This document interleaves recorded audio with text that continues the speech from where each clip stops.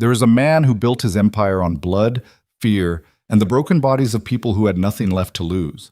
He has never once felt guilt. He has never once looked back. But one winter night, in a forgotten diner at the edge of the city, he sees a woman with a shattered arm and a bruised jaw. And something inside him, something he buried so deep he forgot it existed, refuses to stay quiet. What he is about to discover will not just shake his empire. It will destroy everything he thought he knew about himself. Stay with me until the end of this story.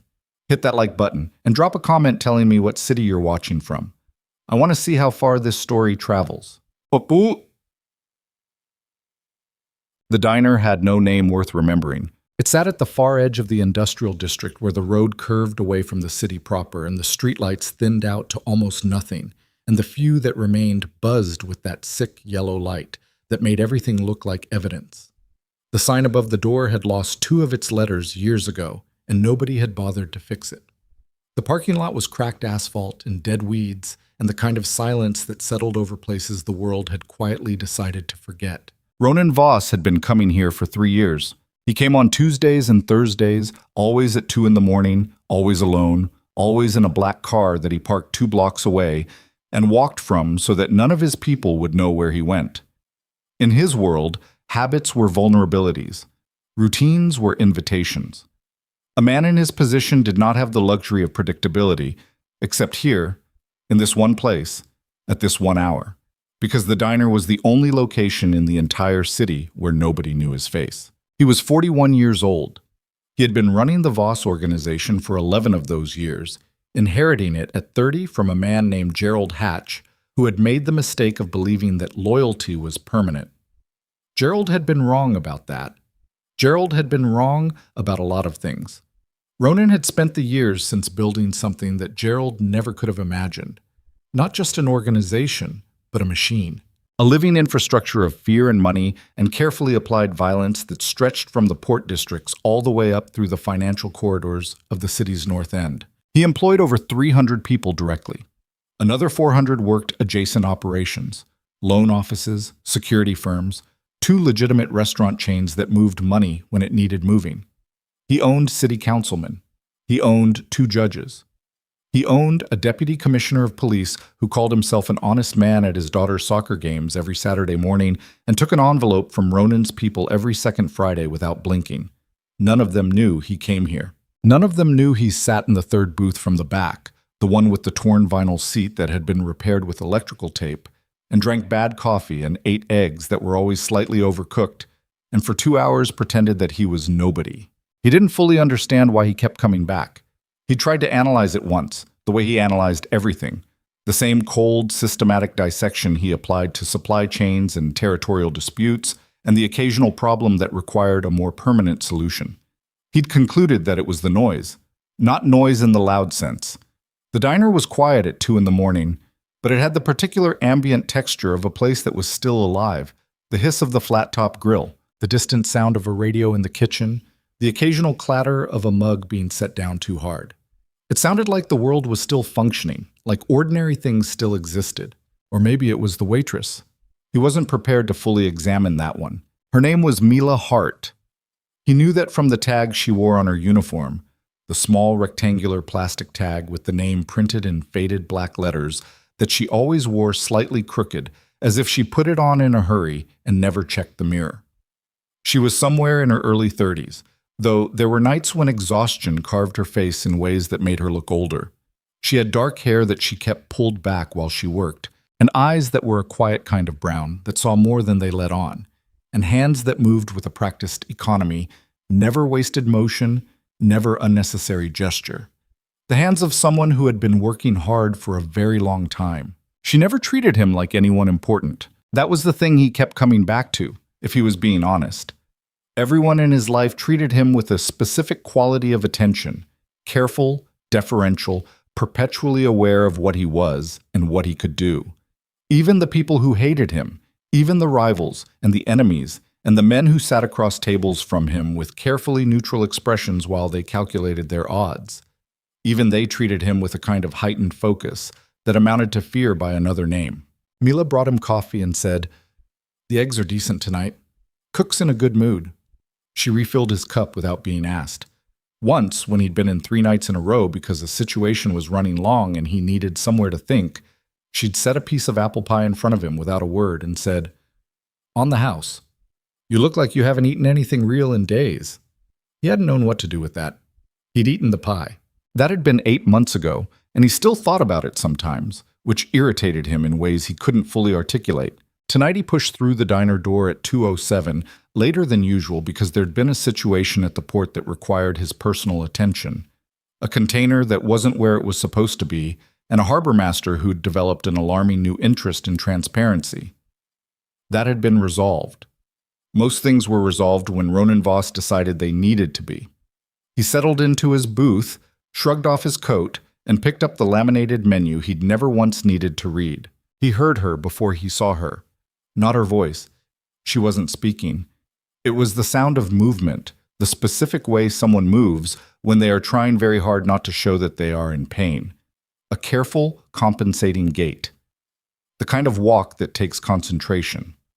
He'd heard it before, in men who were hiding injuries they didn't want acknowledged, and some animal part of his brain registered it before his conscious mind caught up. He looked up. Mila was coming around the counter with a coffee pot in her left hand. Her right arm was encased in a heavy plaster cast that ran from just below her elbow to the base of her fingers, white and industrial and stark against her uniform. She was moving it carefully, keeping it slightly elevated, the way you moved a broken thing you were still learning to navigate. And along her jaw, partially obscured by the overhead lighting but unmistakable to someone who had seen enough of them to know what they looked like. A bruise. Deep purple at the center, yellow-green at the edges. 3, maybe 4 days old. She came to his booth and set down the coffee cup and poured without meeting his eyes. "New injury," he said. She glanced up. Something moved across her face. Not quite surprise, more like the particular resignation of someone who had been hoping a thing wouldn't be noticed and has just watched that hope expire. "It's nothing," she said. "Stupid accident. Slipped on some ice outside the back entrance." He looked at the cast. He looked at the bruise. He said nothing for a moment. "Ice doesn't usually catch you across the jaw." "I hit the railing on the way down." She was already turning away. "You want eggs tonight?" "Mila." She stopped. Her back was still to him. "Look at me." She turned slowly. Her face was composed in the way that faces are composed when composure requires active effort. She met his eyes directly, which most people didn't do, and held them there with the particular steadiness of someone who has decided they will not flinch even if it costs them something. "Who hurt you?" he said. Not a question. "It was an accident," she said. "Ice, railing, I just told you." "I know what you told me." The silence between them had a texture. She was still holding the coffee pot. He could see the slight strain in her left arm from the weight of it, and he could see the way she was holding her right arm with that constant, careful tension, protecting it without thinking about it, the way you protected a thing that had been broken and hadn't finished hurting yet. "Eggs," she said finally. "You want eggs?" He let her go. He sat with his coffee and watched her move behind the counter, and he thought about the way she'd held his gaze, and he thought about the bruise, and he made a decision that he would later recognize as the first step toward the most significant upheaval of his life. He was going to find out who did it. It took him 4 days. He didn't use his usual people for the initial inquiry. That would have drawn attention and created questions he wasn't ready to answer. Instead, he used a man named Corvin, who ran a private information service out of a second-floor office above a dry cleaner, and who had a talent for finding threads and following them without making noise. Corvin was one of approximately 7 people in the city who knew Ronan's face and had not yet made an error in judgment. He was paid accordingly. Ronan gave him Mila's name and the diner's address, and nothing else. Corvin came back in 96 hours with a folder. Ronan read it in his car, parked outside his building, in the dark, because he needed to be alone when he went through it. He was not certain why he needed this, only that he did. Mila Hart, 33 years old. Born in a small town 4 hours north of the city. Moved here at 19, no family on record. High school diploma, no further education. Had worked at the diner for 6 years, putting in 60 to 70 hours a week between the regular shifts and the additional early morning hours she picked up when the overnight girl called out, which was apparently often. Her apartment was a studio on the 4th floor of a building in the Kessler neighborhood, which was the kind of neighborhood that existed in the space between transitional and deteriorating and had been stuck there for about a decade. Rent was $740 a month. Her average take-home after taxes, based on the hours logged, was roughly $1,100. She was not saving money. She was not spending it on herself either. Her apartment, based on the building's assessor photos, contained the minimum furniture for functional human habitation and nothing more. Ronan turned to the next page. Corvin had found the loan. $52,000 taken out 14 months ago through a company called Meridian Financial Solutions, which operated out of a narrow office on Callahan Street and offered short-term loans to people who couldn't qualify for bank financing, at interest rates that Ronan recognized immediately because Meridian Financial Solutions was one of 7 front operations he owned in the Kessler district. It processed money for him. It also, apparently, preyed on the neighborhood's residents with structured loan agreements designed to ensure the borrower could never fully exit the debt. Escalating interest tiers, penalty fees stacked on penalty fees, collection protocols that escalated to physical enforcement at the 60-day delinquency mark. He had known this in the abstract. He had approved the operational model 3 years ago when Garrett Hess, his lieutenant for the district operations, had presented it as a revenue stream. He had looked at the numbers, seen the margins, and approved it. He had not thought particularly hard about the individual human beings on the other end of those loans. He was thinking about one of them now. He turned to the next page and found what Corvin had flagged as the anomaly. Mila Hart had not spent the money on herself. Every transaction Corvin had been able to trace led to the same destination, Cedarfield Hospice and Memory Care Facility, located on the west side of the city, in a neighborhood that was 1 tax bracket above Kessler and charged accordingly for the privilege. Cedarfield was a private facility. It was not cheap. The monthly cost for a resident in the memory care ward was between $4,800 and $6,200 depending on the level of care required. Mila had been covering the care costs for a resident there, a woman named Evelyn Hale. Corvin's file included a brief notation. Evelyn Hale, 77 years old, admitted to Cedarfield's memory care ward 22 months ago. Advanced dementia. No listed next of kin on the facility intake forms. The only emergency contact on file was Mila Hart, listed as family friend. Ronan closed the folder. He sat in the dark for a long time. He was not a man who experienced emotions as clean, identifiable states. What he felt was more like the seismic awareness of something massive shifting underground. A pressure change. A structural adjustment. Nothing he could point to yet, but something he could feel in the parts of him that had not been fully deadened by the last 2 decades. He opened the folder again and read it from the beginning. He went to Cedarfield himself. He didn't announce himself or use his real name. He had a secondary identity he used for situations that required discretion. Not a full alias, just a name and a cover story plausible enough to survive a surface check. He told the woman at the front desk that he was doing an insurance audit and needed to verify some resident records, and he gave her a card from a firm that existed on paper and in a suite of offices that could receive mail. And she looked at the card and at his face and made the calculation that most people made, that he was exactly what he appeared to be, which was a man who was used to being given what he asked for. And she showed him the file. Evelyn Hale. He sat with the file in a small conference room off the main lobby, while the administrator hovered near the door with the particular nervous energy of someone who wasn't sure they were doing the right thing, but wasn't sure how to stop. He read through the intake documentation and the care notes and the medical assessments with the same focused attention he brought to any operational document. The dementia had progressed significantly over the 2 years she'd been at Cedarfield. In the early notes, she had periods of clarity. She could hold conversations. She recognized faces. By the most recent entries, the lucid periods had become rare and brief. The cognitive decline was documented in the flat, clinical language of medical record-keeping, which somehow made it worse rather than better.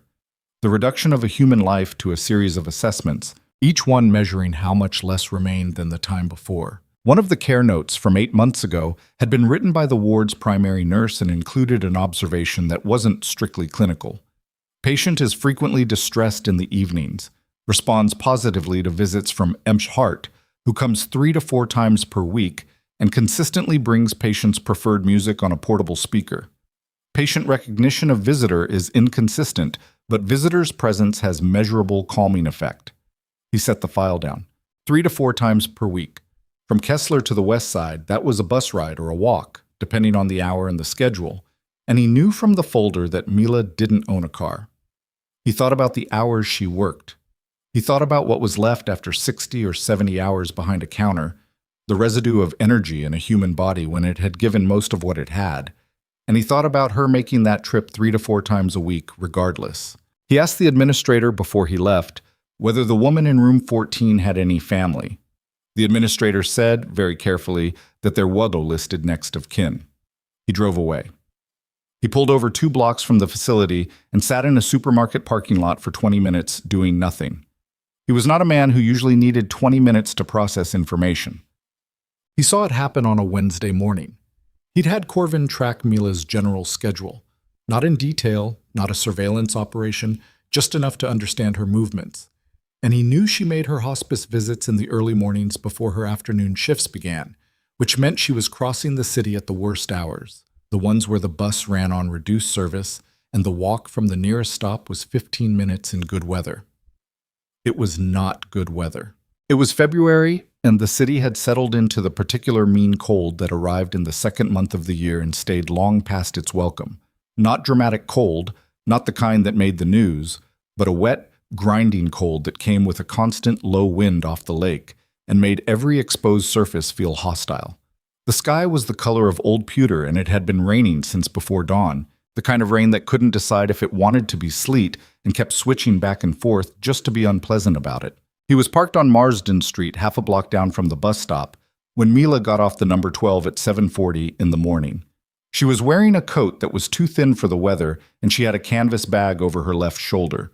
The portable speaker, probably, and whatever else she brought, and her right arm in its cast was tucked close to her body against the cold. She walked with her head slightly down and her jaw set, and she moved like someone who had long since stopped expecting conditions to be anything other than what they were. He watched her turn the corner toward Cedarfield. Then he saw the 2 men. He recognized them before they'd taken 3 steps in her direction. He recognized them the way you recognize things that belong to you, not because he knew their faces specifically, though he thought he might know the shorter one from a briefing 6 months ago, but because he recognized the posture, the specific quality of movement that belonged to men doing collection work. Unhurried, purposeful, the kind of walk that said they already knew how this was going to go. They caught up with her at the mouth of the alley between Marsden and Cedarfield's rear service entrance, which was a quiet stretch at this hour. No foot traffic, no witnesses. He watched the shorter one step in front of her and say something. He watched Mila stop. He couldn't hear the words from where he was parked, but he could read the body language. She'd gone very still, the stillness of someone who had been here before and was trying to calculate the safest exit. The taller one said something and reached for her bag. Ronan was out of the car. He covered the half block in a pace that was not quite running. Running drew attention, and the discipline of 2 decades of operational work didn't abandon itself just because something was making his blood move fast. And he was in the alley before either man had registered movement behind them. "Step back," he said. Both men turned. The shorter one, Delvey, he remembered now, the name coming up from somewhere, a third-tier collector out of the Kessler operation, looked at him with the flat professional appraisal of someone sizing up an obstacle. Then the recognition hit. It moved across Delvey's face in phases, like weather arriving. The initial assessment, the second look, the recalibration, and then the very specific blanching that came when you realized you were standing in an alley having just put your hands on a woman in front of the man who signed your operational authorization. "Mr. Voss," Delvey said. His voice had gone careful. "I said step back." They stepped back. Mila had turned. She was looking at Ronan with an expression he couldn't immediately categorize. Not relief, not exactly, or not just that. Something more complicated. Recognition, yes, but also a new wariness, because she was smart enough to understand that the man who had just walked out of the dark to stop 2 collectors was not doing so because he was a passing stranger. "You know him," she said. It wasn't a question. "Get to the facility," Ronan said. "I'll find you when you're done." She looked at him for a moment. She looked at the 2 men. She made a calculation that he could see happening in real time behind her eyes. "Okay," she said. She walked past him. He listened to her footsteps fade. He turned back to the two men. "Tell me exactly what she owes," he said. "Tell me what the original loan was for, what the current balance is with interest and penalties, and tell me who authorized the physical collection protocol." Delvey told him. Ronan listened without expression. The amount, the interest structure, the escalation schedule, the fact that someone in Garrett Hess's operation had approved the injury to Mila's arm 6 weeks ago as a first-tier compliance enforcement, which was the language they used when they meant breaking someone's bones to communicate sincerity. He stood in the alley in the February rain and listened to all of it. "Go back to Kessler," he said when Delvey finished.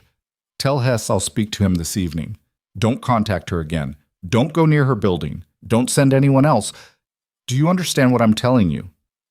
"Yes, sir." "If I find out anyone from this operation approached her between now and when I've spoken to Hess, I will hold you personally accountable for that decision. Do you understand what that means?" Delvey understood. They left. Ronan stood alone in the alley for a moment. The rain had found the back of his collar and was working its way down. He didn't move to fix it. He was working through something, sorting through the operational and the personal in a way they didn't usually intersect, and it was taking more effort than it should have. He had known what Meridian Financial Solutions did. He had approved the model. He had looked at the revenue figures and nodded and moved on to the next item on the agenda. Somewhere in the mechanism he had built and signed off on, someone had made a decision to break the arm of a woman who spent her every free hour caring for an abandoned old woman in a memory ward. He had not given that order. He had built the system that gave the order. He was still standing in the alley when Mila came back 40 minutes later, cutting back through the service corridor toward the bus stop. She stopped when she saw him. "You waited," she said.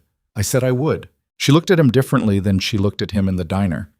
In the diner, he was a regular, a night owl, a quiet man who tipped well and didn't cause trouble. Here she was looking at him the way you looked at something you had always seen clearly but had never quite understood the scale of.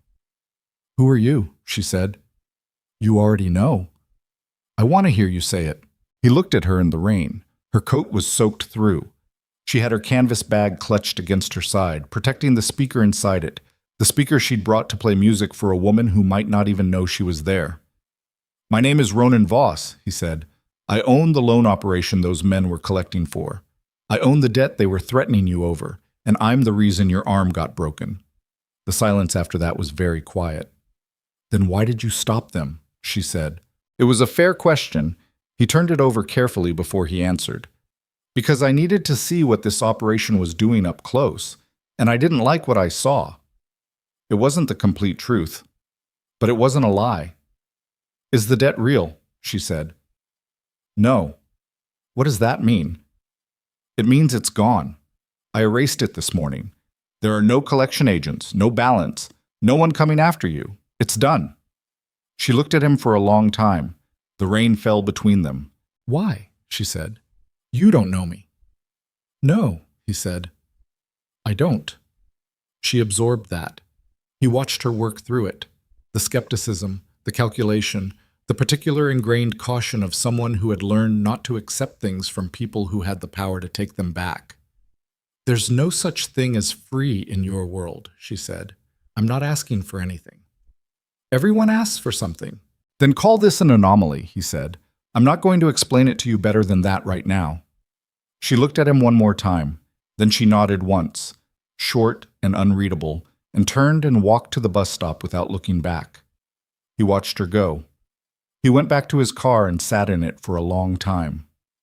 That evening, he summoned Garrett Hess. The meeting was in the lower level of a building Ronan owned in the commercial district, a space that served as a secondary operations center when he needed somewhere off the main grid.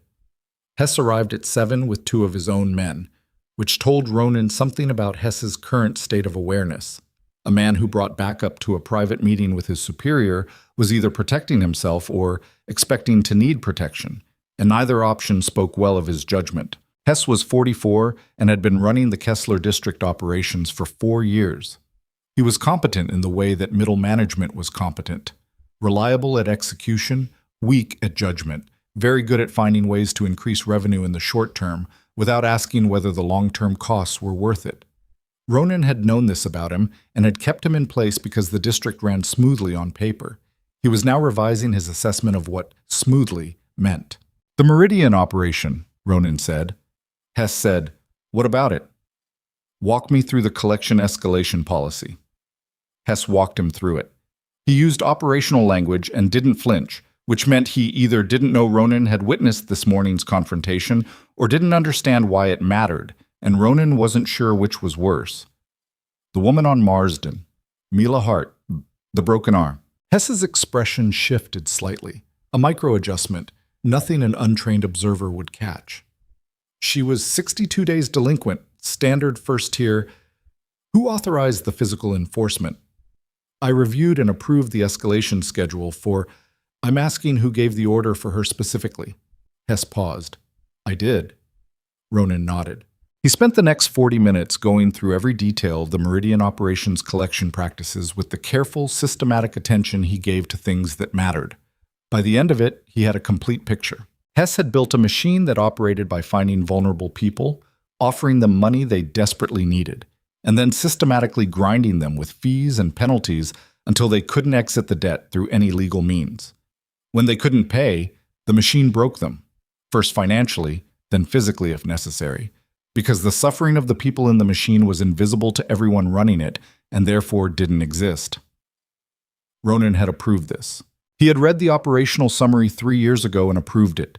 He sat with that knowledge and felt the weight of it in a way he rarely allowed himself to feel the weight of anything.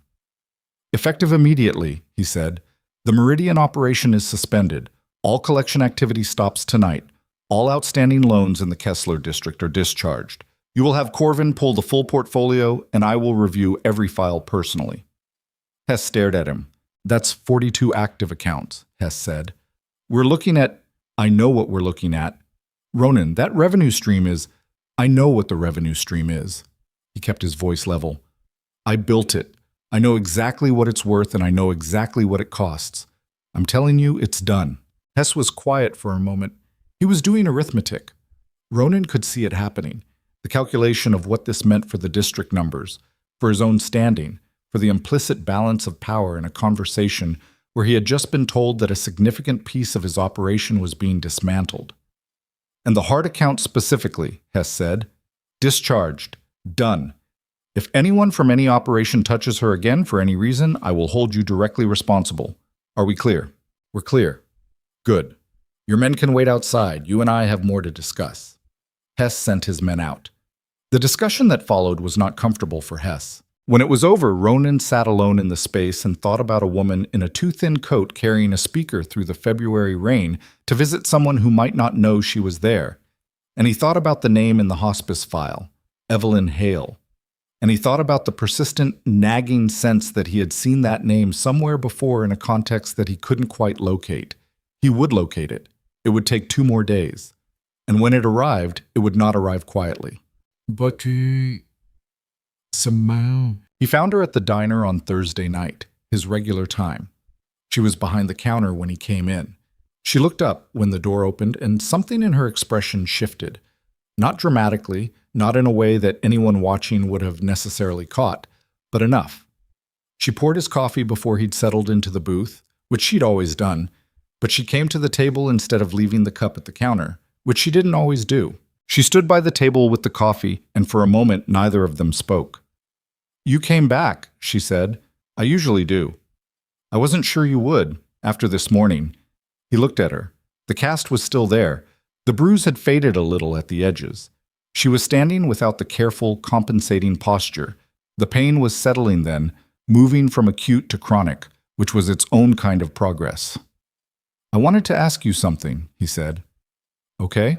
Evelyn Hale. How did you know her? Something changed in her face. Not fear. It wasn't fear. It was more like the expression of someone who has been carrying something in private for a long time and has just heard that thing named out loud. She pulled out the seat across from him. She sat down. She set the coffee pot on the table.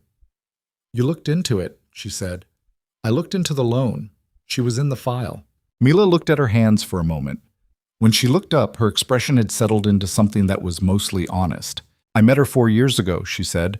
She was living in her car. 2 blocks from this diner, in the alley behind the hardware store. It was November. She wasn't doing well. I started bringing her food, then I started sitting with her. She paused. She had these periods where she was completely lucid, and then periods where she was somewhere else entirely. I didn't know what was wrong with her at first. I just knew she was alone. You got her into Cedarfield. It took a while. The social services process was... She shook her head. There was a waiting list, and the memory care ward wasn't covered by the public rate. By the time a bed opened up, I'd already been managing her care for a year. I couldn't put her somewhere worse. She looked at him steadily. So I borrowed the money. For my operation. I didn't know it was yours. I just knew they'd give it to me without credit history. Something moved in her voice that she controlled before it became visible. I knew the rate was bad. I knew I couldn't really afford it. But she needed to be somewhere safe, and I was the only person who... She stopped. Who what? He said. Who was going to do anything about it? She said. I was the only person who was going to do anything. Ronan looked at her across the table. He thought about the name in the file. Evelyn Hale. He thought about why it had been pulling at him for 2 days, working its way up through layers of compressed memory like something that had been submerged trying to surface. In the facility records, he said carefully, there was no next of kin listed. There wasn't any that I could find.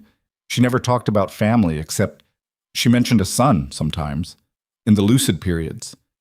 She never said his name, she just said she'd left him when he was young. She'd say it like she was confessing something, like it was the thing she carried. Mila paused. Most of the time, she doesn't remember saying it. Ronan said nothing. You look like something just hit you, Mila said. He was very still. What's her maiden name? He said. His voice came out even. He was controlling it the way he controlled everything, with the applied force of will that had gotten him through 30 years of situations where control was the only thing standing between him and collapse. Mila frowned. I never asked. She just said Evelyn, sometimes Evie. Her birthday. Do you know it? I know the facility has it in the records. I could... She stopped. She was reading his face. Ronan, what is this? I need to see the full intake file from Cedarfield, he said. The original documentation. The forms she filled out when she was still coherent enough to fill out forms. Why? Because I need to verify something. What something? He looked at her across the table. He thought about the shape of the next few hours and what they would mean for every hour that came after. My mother's name was Evelyn, he said. She left when I was 8 years old. I don't know if she's alive. I've never looked. He paused. I've never let myself look. Mila stared at him. The diner hummed around them. The grill, the radio in the kitchen, the soft buzz of the overhead lights. Outside the windows, the city went about its business, indifferent and continuous. The son she mentioned, Mila said slowly. The one she left. Ronan said nothing. Mila's hand moved on the table, a small, involuntary shift, like she was reaching for something and caught herself. I have her intake documentation at my apartment, she said quietly. I kept copies of everything, in case something happened and I needed to advocate for her. When can you get it? Now, she said. I can go get it now. She stood up. She picked up the coffee pot. She looked at him with an expression that he couldn't decode, something layered and complex and not easily compressed into a single word. I'll be back in 20 minutes, she said. He watched her disappear into the back. He sat alone in the booth and put both hands flat on the table and breathed, which was the only option available to him right now. The only action that was possible in this specific moment before he knew what the next moment contained. 23 years since he had allowed himself to think about her. 23 years of building walls and burying the thing that lived behind them, the specific 8-year-old damage that had shaped everything he became afterward.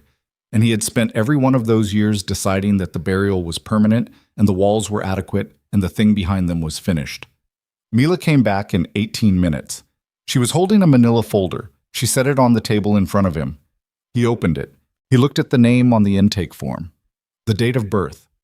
The photograph that had been taken when she was admitted, 2 years ago, when the dementia was already progressing, but her face was still recognizable as a face he had known. His mother, alive. in a memory ward 4 miles from where he was sitting, being cared for by a waitress who had borrowed $50,000 from his own operation and had her arm broken by his own collectors so that a woman nobody else remembered could have a warm bed and music in the evenings. He closed the folder. He set it carefully on the table. He sat there for a moment and did not perform any particular reaction, because the reaction that was occurring inside him was not one he was able to perform. It was too large and too old and too tangled with everything he had built himself on top of. All the concrete and rebar and deliberate forgetting that had turned him from an abandoned 8-year-old in a house that suddenly had no woman in it into the thing he was now. He looked up at Mila. She was watching him. "I have to go," he said. "I know," she said. "I have to go tonight." "I know." She paused. "Room 14. She sleeps early, but the night nurse lets people in for family. If you say you're family." She held his gaze. "Are you going to be okay?" He stood up. He picked up the folder. "No," he said. It was the most honest thing he had said to anyone in years. He walked out of the diner into the cold night, and behind him, inside the warm buzzing light, Mila Hart stood alone by the table and watched him go. And she understood that something had just cracked open that could not be closed again, and she wasn't sure yet whether that was a good thing or a terrible one, but she was certain, the way she was certain about very few things, that it was the truth. He drove toward the west side. He drove toward room 14. He drove toward the woman who had left him when he was 8 years old and whom he had spent 30 years deciding he would never look for. And the particular quality of the silence in the car around him was the silence of a man who has just discovered that the story he told himself about his own life was not the complete story. The city slid past the windows, lit and indifferent. He kept driving. The night nurse at Cedarfield was a heavy-set woman named Paulette, who had the particular weary authority of someone who had spent 20 years managing other people's worst moments at 3 a.m. She looked at Ronan when he came through the side entrance, the one Mila had told him about, the one that stayed unlocked until midnight for family visitors. And she looked at the folder under his arm and at the quality of stillness in his face, which was the stillness of something under enormous pressure that had not yet decided which direction to break. "Visiting hours ended at 8, she said. "I know." "You family?" He thought about the intake form, the photograph, the date of birth that matched the date of birth on a document he hadn't looked at in 30 years, but still knew the way you knew the shape of an old scar. "Yes," he said. Paulette looked at him for a moment longer. She had the evaluating gaze of someone who had seen enough people in crisis to recognize the specific texture of it, the controlled exterior, the thing moving underneath. "Room 14, she said. "She's probably asleep. Don't wake her if she is, and don't—" She paused. "If she gets confused, don't argue with her about what's real. Just go with wherever she is. It's kinder." "Okay," he said. "You need anything? I'm at the station." He walked down the corridor. The memory care ward had its own particular atmosphere, quieter than the rest of the building, with a kind of padded, deliberate calm that was partly architectural and partly the result of everything being softened and rounded and stripped of sharp edges. The lighting was low and warm. The carpet was thick enough to swallow footsteps. There were photographs on the walls, landscapes, not portraits, nothing that might confuse a resident about faces. And the whole wing smelled faintly of something clean and neutral that wasn't quite antiseptic and wasn't quite floral. He found room 14. The door was slightly open. He pushed it the rest of the way and stood in the doorway. She was asleep. She was in the bed nearest the window, on her side, facing away from him. The room was small and functional. A hospital bed adjusted to look less clinical, a single chair, a low dresser with a photograph on it that he couldn't see from the doorway, a portable speaker on the windowsill that he recognized because Mila had described it. Outside the window, the city made its distant noise, muted through the glass. He came into the room. He stood at the foot of the bed. He looked at her. She was smaller than he remembered. He understood intellectually that this was always true, that the adults of your childhood are always larger in memory than they are in fact. But understanding it intellectually and experiencing it were different things. She was thin in the way that people became thin when their bodies were winding down, the specific thinness that had less to do with diet and more to do with a gradual withdrawal. Her hair was white. Her face, in profile against the pillow, Still held the structural architecture he remembered, the line of the jaw, the shape of the brow, but it was overlaid with decades he hadn't witnessed, events and years, and whatever had happened to her in the time between leaving and here that he would never fully know. He sat in the chair. He didn't touch her. He didn't speak. He just sat. He sat there for a long time and did something he hadn't done in longer than he could accurately measure, which was simply to feel the full weight of a thing without immediately converting it into a problem to be solved. There was grief in it. There was anger, old and deep, the specific anger of an 8-year-old that had never properly resolved, only been cemented over and built upon. There was something else underneath both of those that he didn't have a clean name for, something closer to sorrow, or to exhaustion, or to the particular ache of arriving somewhere 30 years after you needed to be there. She shifted in her sleep. She turned slightly, and for a moment her face was more visible, not awake, not aware, but present in profile. And he looked at her and thought about the morning he had come downstairs and she was gone. No note, no warning. The kitchen exactly as it always was. The coffee pot on the counter, the dish rack with last night's plates, every ordinary object in place except her.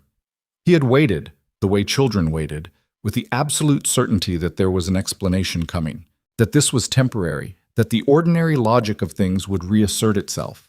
He had waited for 3 days before the neighbor, Mrs. Ackerman, had called his father and the machinery of family crisis had begun to move around him. He had never stopped waiting in some small compartmentalized place. He had just built so much on top of that place that he'd almost convinced himself it wasn't there. He stood up. He looked at her one more time. He left the room. He walked back down the corridor and past Paulette's station and out through the side door into the February air, and he stood outside the building with his hands in his coat pockets and his breath making clouds in the cold, and he thought with complete clarity, this is not over. Whatever shape the rest of this takes, it is not over. He drove back to his office building. He made 3 calls. By morning, the machinery had begun to move. Dumped. Garrett Hess came to the main office at 9 the following morning, which was earlier than Ronan had asked for, and therefore told Ronan something about Hess's current level of anxiety. Early arrivals were either eagerness or damage control, and nothing about Hess's recent performance suggested eagerness. The main office was on the 14th floor of a building Ronan owned outright in the financial district. A legitimate holding company on paper, real estate and property management, and the building was real, and the property management was real, and the revenues it generated were real, and none of that contradicted what else moved through its structures. The office itself was spare in the way that genuinely powerful spaces were spare. No art on the walls, no personal items on the desk, nothing that gave away anything about the man who occupied it. The view was the city, which was enough. Hess came in with 2 folders under his arm, and the careful expression of a man who had spent the previous night deciding how to present information he knew was going to land badly. "Sit down," Ronan said. Hess sat. "Tell me about the broader collection portfolio." Hess opened the first folder. He laid out the numbers. The full Meridian operation across all 7 Kessler fronts, the outstanding loan portfolio, the delinquency rates, the collection activity log. He presented it in the flat operational register of a man reporting facts, which was sensible, but Ronan noticed the places where the flatness cost him effort, the slight additional neutrality when he got to the enforcement logs, the micropause before the injury statistics. 64 accounts in active collection. Of those, 22 had been subject to what the logs called physical compliance interventions in the previous 12 months. 11 of those had resulted in documented injuries. Ronan saw this in the cold language of the reports, the clinical descriptions of what had been done to people who had borrowed money because they had no other option. He read every entry. Hess sat across the desk and waited. "Who else knows the operation is suspended?" Ronan said when he finished. "The Kessler captains. Word will have spread to the district crews by this morning." "And the reaction?" Hess was quiet for a moment. "Mixed. Be specific." "The crews understand the order. No one's pushing back at the ground level because they understand what pushing back looks like." He paused. "The captains are... There's concern about the revenue impact. The Meridian operation was contributing about 14% of the Kessler district's monthly net. I know what it was contributing. Some of them feel that the suspension sets a precedent, that if one revenue stream gets shut down because..." Hess stopped. Because what? Ronan said. Hess met his eyes. Because of a personal connection to one account. There's a concern that it signals inconsistency, that decisions are being made on another pause. On non-operational grounds. Ronan looked at him. Who said that? It's a general sentiment. It came from somewhere specific. Who said it? Hess looked at the desk.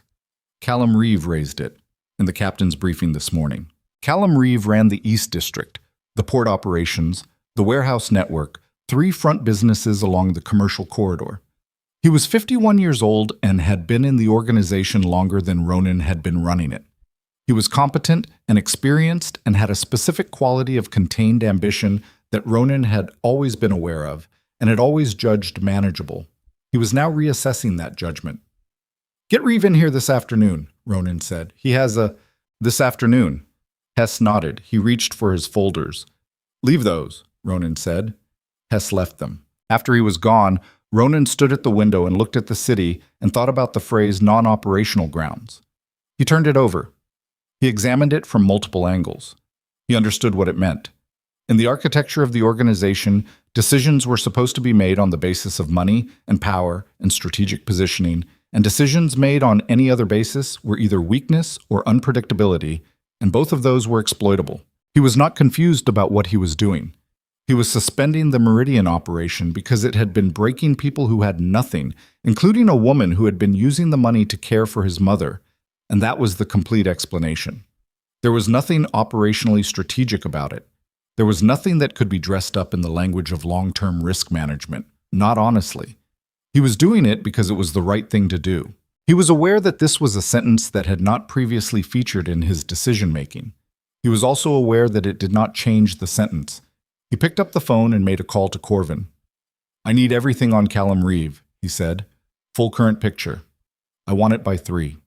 Well, Mila came in for her shift at noon. He knew this because he had driven past the diner at 11:30, not stopping, just registering that the lights were on and there were 2 cars in the lot and the sign was doing its usual half-lit attempt at readability.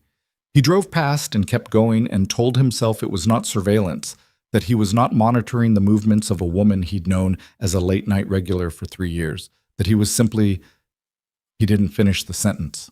He drove back to the office and worked through the Meridian portfolio files for 2 hours. At 2 in the afternoon, Callum Reeve arrived. Reeve was a broad man, not tall but substantial, with the physical presence of someone who had come up through the operational side of the work rather than the administrative, and who still carried that history in the way he occupied space. His face had the closed, weathered quality of a man who was careful about what he let the outside of him communicate. He had gray at his temples and clean clothes, and the specific groomed professionalism of someone who understood that presentation was its own kind of power in rooms like this one. He sat across from Ronan without being asked to and set his hands flat on the desk in a gesture that walked the line between comfortable and deliberate. You wanted to see me, he said. You raised a concern this morning, Ronan said, in the captain's briefing about the Meridian suspension. Reeve's expression didn't shift. I raised a revenue concern. That's within my remit. You raised it in the context of personal connections affecting operational decisions. That's a different kind of concern. A brief pause. I was characterizing what others were saying. Garrett tells me you were the one saying it. Another pause, longer. Reeve looked at him with the evaluating stillness of a man reassessing his position on a board. The organization needs to know that decisions are being made on stable grounds, he said. When a significant revenue operation gets shut down overnight without strategic justification, people look for explanations. If the explanation is personal, that creates uncertainty. Uncertainty creates... I know what uncertainty creates, Ronan said. I built this organization on the understanding that certainty is its own kind of currency. Don't lecture me on instability. Reeve held his gaze. Then give me something to tell the captains that isn't personal. The Meridian operation was generating liability, Ronan said.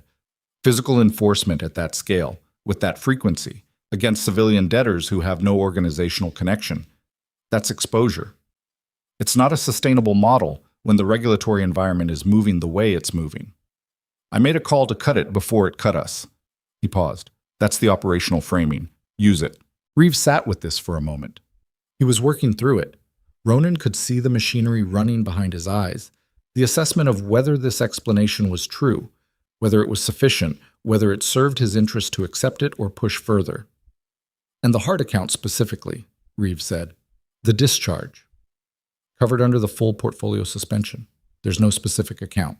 You were seen in this Kessler district Wednesday morning, early, near the Meridian collection route. Ronan looked at him. I was where I needed to be, he said. You were seen stopping a collection action, personally. I was conducting a field assessment of the operation. His voice stayed level. And what I assessed was that it needed to stop, which it has. Reeve looked at him for a long moment. The quality of the silence between them had shifted. It was the silence of a conversation where one man has tested a boundary and found it still standing but noted the precise location of it for future reference. Understood, Reeve said. He stood. Is there anything else? One thing, Ronan said. The conversation you had this morning with the captains, I need you to understand that raising questions about the basis of my decisions in that forum is not something I'm going to allow to become a pattern. If you have concerns, they come to me directly, not to the group. Are we clear on that? Reeve's jaw shifted slightly. We're clear. Good, that's all. Reeve left. Ronan sat at the desk and looked at the city through the window and felt the particular chill of a thing that had just become visible. Reeve had come in here measuring something. The measurements would continue. They always did, in organizations built on power. The constant recalibration of where the center was and whether it was steady and whether this was the moment to test it more directly. He had 3 phone calls to make. He made them. He went to the diner at 2 in the morning. He hadn't decided to go. He'd been working at his desk at 1:30, working through the Reeves situation and the broader implications of the Meridian dismantlement and a situation developing in the Port District that required strategic attention, and then at some point he had put on his coat and walked to his car without making a conscious decision and had driven to the Industrial District on the route he had driven twice a week for 3 years. Mila was behind the counter. She looked up when he came in. She did not look surprised. He sat in the 3rd booth from the back. She brought coffee. She didn't sit down immediately. There was a table at the other end that needed clearing, and she cleared it, moving with the particular tired efficiency of someone 9 hours into a shift with no particular end in sight. When she came back, she refilled his cup without asking and stood there for a moment. How was she? Mila said. He looked up. Last night, Mila said. How was she? He thought about the room, the small figure in the bed, the white hair and the face that still held the architecture of something he had memorized before he was old enough to understand that memorization was a survival mechanism. Asleep, he said. I didn't wake her. Mila nodded. She pulled out the seat across from him and sat down. She did this carefully, with the awareness of an employee sitting with a customer in a place where that wasn't the usual arrangement, but she did it anyway with the directness that was one of the consistent things about her. Are you going to go back? She said. I don't know yet. You should. She said it plainly, without decoration. Whatever she did, whatever it was. She doesn't have a lot of time left and there's not going to be another window. You don't know what she did. No, she said. I don't. But I know what's in that room and I know what it costs to not go. She paused. I've watched a lot of people die in this city in the last few years, Ronan. People in that ward. People who waited for someone to come and used everything they had left on hoping. She's not doing that. She doesn't have the cognitive. She doesn't know to wait anymore. But you do. He looked at her across the table. There was something in her face that was not pity, which was the thing he would not have been able to tolerate. It was something else, a blunt, unsentimental honesty that came from someone who had spent years in proximity to loss and had been shaped by it into something clear-eyed rather than soft. Why did you do it? He said. The loan?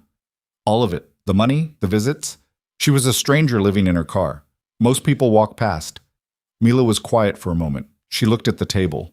She reminded me of my mother, she said finally, the way she'd go somewhere else in her head and then come back. My mother had something similar, not dementia, but she'd just leave mentally, check out, and then she'd come back and she'd be all the way there, completely present, and it was... She stopped. It felt like something I already knew how to do, staying, being there for the return. Your mother. She died when I was 26. She said it without extra weight, the way you said things you had long since finished being destroyed by. But I learned how to stay with someone who kept leaving. And then I met Evelyn, and she was leaving too, just in a different direction, and She looked up. I just kept showing up. I didn't have a plan. I wasn't heroic about it. I just kept showing up because stopping felt worse. He sat with that. Outside, the street was empty and quiet. The grill hissed softly in the kitchen. Somewhere in the back, a radio played something low and indistinct. The men I had collecting from you, he said, before I stopped it. Yeah. They were going to come back. They were on a 60-day schedule. If I hadn't... I know, she said. Your arm. I know. He looked at his coffee.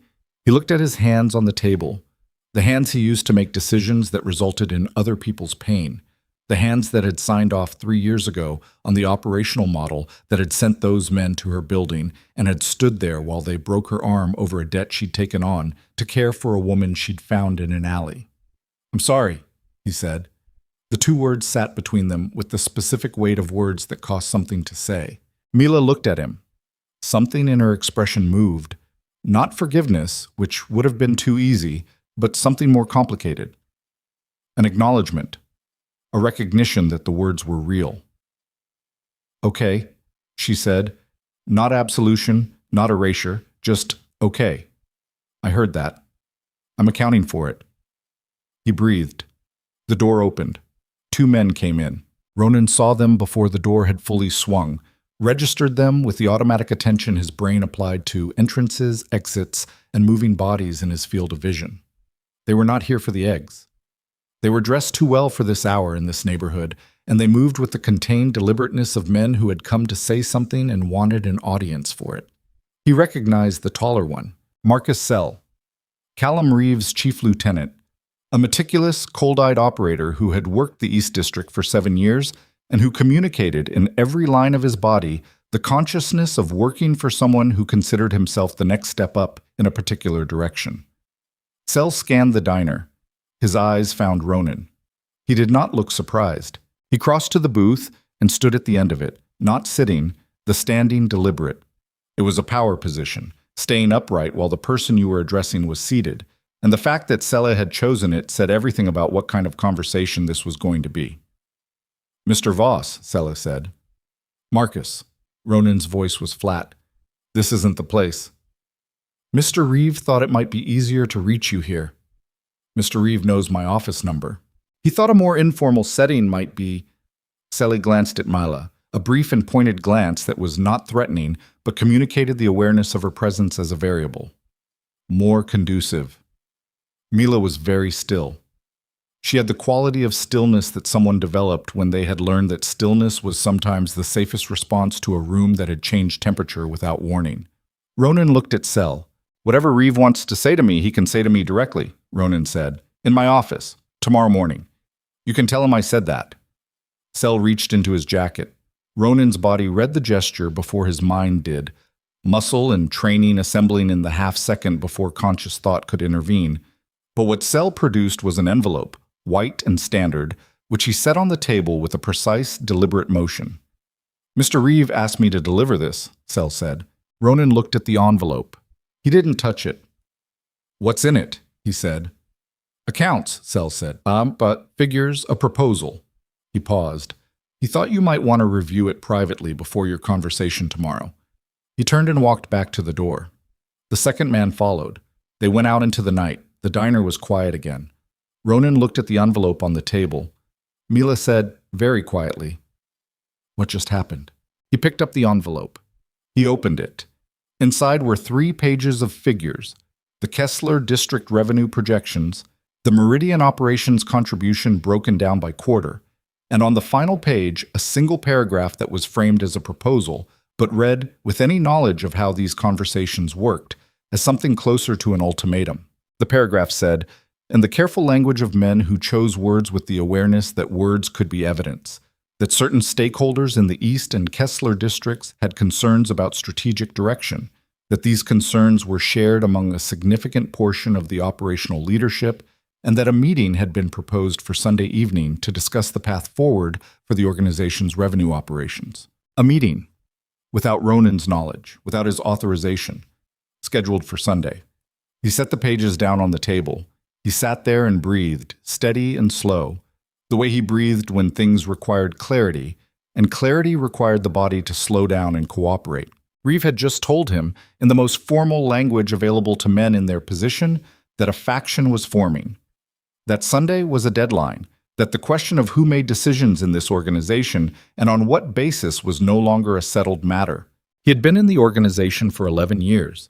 He had run it for 11 years. He had inherited it from a man who hadn't been careful enough, and he had built it into something that man couldn't have imagined, and he had done so by being, at every critical moment, the person in the room who was most willing to do what was necessary. He had never faced an internal challenge of this scope. He had also never, in 11 years, made a decision that could accurately be described as non-operational. Until this week. He looked at Mila across the table. She was watching him with the clear, steady brown eyes that saw more than they let on, and she was holding very still in the way she had been still since Sela walked in. And she looked at him and said nothing, because she understood enough of what she'd just witnessed to know that what he needed right now was not words from her. He folded the pages. He put them in his inside pocket. He thought about Evelyn in room 14. He thought about the way the organization would read what he had done this week. The suspension, the discharge, the personal appearance at a collection confrontation in the Kessler district. He thought about Sunday. He thought about what Sunday meant and what the options were and what each option would cost. He looked at Mila. After Sunday, he said, things are going to be different. Different how? She said. He picked up his coffee. He finished it. He set the cup down. I don't know yet, he said, but they'll be different. He pulled his coat on. Go home after your shift, he said. Not the usual route. Take the long way through the Haverford blocks. Don't open the door for anyone tonight. She looked at him steadily. Am I in danger? He thought about the envelope. About Sela standing in a diner at 2 a.m. to deliver a message that was also a message about knowing where Ronan Voss went when he thought nobody was paying attention. I don't know, he said. Which was the honest answer. Which was the answer that told her everything she needed to know. He left money on the table and walked out into the cold. Behind him, Mila Hart sat alone in the booth with the coffee pot and the empty cups and the knowledge that the quiet late-night regularity of the last 3 years had just ended, and she didn't know yet what was going to replace it, only that whatever came next was already in motion and the only direction available was forward. Ronan walked to his car.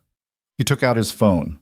He called the one man in the organization he trusted completely, a man named Dex, who had been with him since before Gerald Hatch, who asked no unnecessary questions and gave no unnecessary advice. Sunday, Ronan said when Dex picked up. I need you to find out who's going to be in that room. Already working on it, Dex said. Which meant Dex had been expecting this call, which meant the fracture was wider than Ronan had estimated. He sat in the car and looked at the diner through the windshield, the half-lit sign, the warm yellow light in the windows, the ordinary, unremarkable face of the one place in the city where he had ever felt like something other than what he was. He started the engine. He drove into the dark, and somewhere across the city, in a room on the 14th floor of a building Callum Reeve did not own but intended to, men were gathering and counting and deciding that this Sunday was the moment to find out what happened when the man at the top of the machine made the machine feel uncertain about itself. They were about to find out what happened. It was not going to go the way they expected. Dex called back at 6 a.m. Ronan was already awake. He hadn't slept in any meaningful sense. He'd been horizontal for 3 hours on the couch in his office, which was not sleep but was the closest approximation available when the mind refused to fully disengage. He was at his desk with coffee when the phone rang, and he picked it up on the first ring. 7 names, Dex said. Ronan waited. Dex read them. 5 of the 7 were predictable. Kessler district captains who ran operations adjacent to Meridian, men whose revenue projections were directly impacted by the suspension, and who had the organizational motive to align with whoever was promising restoration. He had anticipated them. He had already begun drafting the strategic responses in his head, the combination of pressure and incentive that would peel them away from Reeve before Sunday, the specific vulnerabilities of each that could be applied with surgical precision. The sixth name was Garrett Hess. That stung slightly, though it shouldn't have surprised him. Hess had delivered the Meridian files under orders, had sat in the chair and absorbed the dismantlement of his operation with the flat professional expression of a man banking his reaction for later use. The alignment with Reeve was the later use. Ronan noted it and moved on. The seventh name stopped him cold. "Say that again," he said. Dex said it again. "Vincent Corau." Ronan sat with the name for a moment. Vincent Corau was 53 years old and had been in the organization since before Ronan had inherited it from Gerald Hatch. He ran the North District, the financial corridor operations, the legitimate business network, the banking relationships that made the money clean and mobile. He was not a man of dramatic gestures or loud ambitions. He was, in the taxonomy of the organization, a stabilizer, the kind of man whose value was precisely that he made things predictable. Ronan had trusted him the way you trusted infrastructure, without thinking about it, without checking. "How certain?" Ronan said. "Certain enough that I'm telling you before 6 in the morning," Dex said. Ronan set down his coffee. "Where did you get it?" "His assistant, Elena Marsh. She's been with him for 9 years. She called my secondary number last night at 11. She said Corau met with Reeve on Thursday, the day after you suspended Meridian. She said she transcribed the meeting notes because Corau asked her to, and then she read what she'd transcribed and understood what it was." "What did the notes say?" "That Reeve's proposal for Sunday isn't a negotiation. It's a formal motion to transition operational authority. Reeve is positioning himself as a stabilizing force after what he's calling an erratic decision pattern in the current leadership. Corau is backing it. The other 5 are supporting votes." Ronan said nothing. "There's more," Dex said. "Tell me." "Corau's been in contact with someone outside the organization, someone in the Galvin network." The Galvin network was the nearest thing to a rival power structure in this city. Not a traditional organization, but a loose confederation of independent operators who had been consolidating quietly in the port and manufacturing districts for the past 18 months. Ronan had been aware of them. He had assessed them as a medium-term concern, not an immediate threat. He had planned to address them after the current quarter's structural adjustments were complete. He was now revising that timeline dramatically. "Corau reached out to Galvin's people," Dex said, 3 weeks ago. "Before the Meridian suspension, before any of this. He's been building an exit for himself, a guarantee that if the transition goes through and the organization restructures, his North District operations get absorbed into the Galvin network under his continued management." Ronan looked at the window. The city was gray and early and indifferent. "He's been planning this for 3 weeks, Ronan said, at minimum. Which meant it had nothing to do with Meridian. Meridian had been the occasion, not the cause. The cause was something older and more calculated. A man who had decided the organization's trajectory under Ronan's leadership wasn't the trajectory he wanted, and had begun constructing an alternative before any visible trigger existed. Which meant Ronan had missed it. He did not miss things. It was the foundational principle of how he operated, Tuts. The constant, comprehensive attention to the room, to the organization, to the people inside it. He had built everything on the assumption that he saw clearly. He had looked at Corau for 11 years and seen infrastructure and seen nothing else. And Corau had used that exact blindness. "Get me Corau's location," Ronan said. "I want him in the office in 2 hours. He won't come voluntarily if he thinks you know. He doesn't know what I know. Get me his location and have 2 men available. Quietly." Dex paused. "And Reeve?" "Reeve waits until I've talked to Corau. I want to know the full shape of it before I move on the bigger piece." "Okay." "Dex." Ronan paused. "The 6 names that weren't on your list, the other captains. I need confirmation they're still solid before noon." "I'll have it." He hung up. He sat at the desk and stared at nothing for a moment. Not emptiness, not vacancy, but the specific internal stillness of a man running calculations on multiple tracks simultaneously. The betrayal, the Galvin connection, the timeline. The Sunday meeting, which was no longer a negotiation but a coup attempt with outside backing, which changed everything about what Sunday could and couldn't be. He thought about Mila. Sel had known where to find him. That meant Reeve had known about the diner, and if Reeve had known, The question was how long he'd known and what else he'd done with that knowledge. The diner was an exposure. Mila was an exposure, not because she was anything other than what she was, but because she was a place where Ronan went when he thought he was unobserved, and in the world he operated in, unobserved places were leverage. He picked up the phone and called a man named Torres, who ran a discreet personal security operation and owed Ronan a significant favor. "I need someone on a woman," he said. He gave Torres the address of Mila's building in Kessler. "Protective detail. Starts now. She doesn't know about it and doesn't need to." Torres said he'd have someone there within the hour. Ronan put the phone down and went to make more coffee. Corral arrived at the office at 8:15. Dex had collected him from his apartment building in the North District with 2 men and a car, and the collection had been professional and quiet. Not aggressive, just the application of presence in a way that made the invitation non-optional. Corral was a compact, precise man who wore his suits the way he ran his operations, without excess, nothing unnecessary.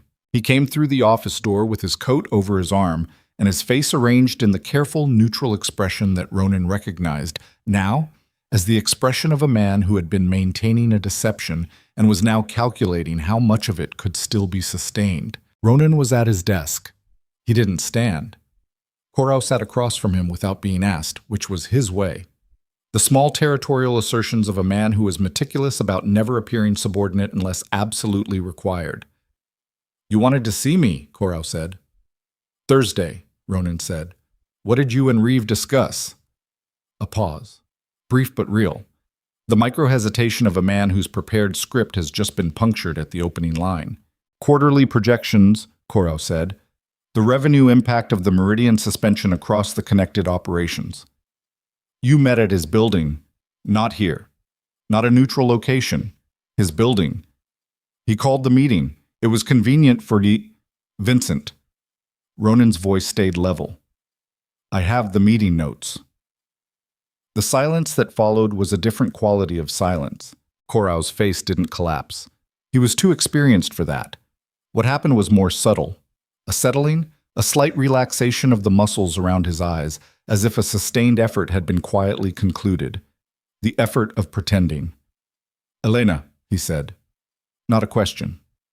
"It doesn't matter how." Corral looked at him steadily. He set his coat across his knee and smoothed it once, a habitual gesture, something to do with the hands. "How long?" Ronan said. "The Galvin conversations?" "All of it." Corral was quiet for a moment. When he spoke, his voice had shifted, still controlled, but with the specific quality of a man who had decided that if the fiction was finished, there was no point in the half measures. "I've had concerns about the organization's direction for approximately 2 years, he said. "The Meridian situation accelerated the timeline, but it wasn't the origin. You've been making decisions with decreasing consultation. The organizational structure has become," he paused, selecting the word with visible care, "personalized, in ways that create fragility." "Fragility," Ronan said. "When one man's judgment is the only operational constant, and that judgment begins to, say what you're saying." Corral looked at him directly. "You stopped a collection action personally, in an alley, for a woman you've been meeting in secret for 3 years. Then you dismantled an entire revenue operation overnight. Then you visited a hospice patient that nobody on the operational side knew existed." He paused.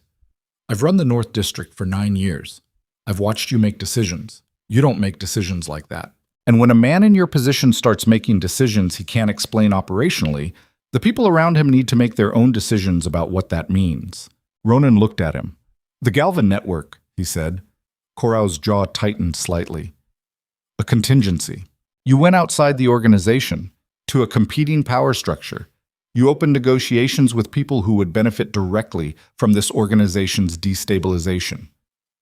Ronan kept his voice completely flat. "That's not a contingency, Vincent. That's a signal.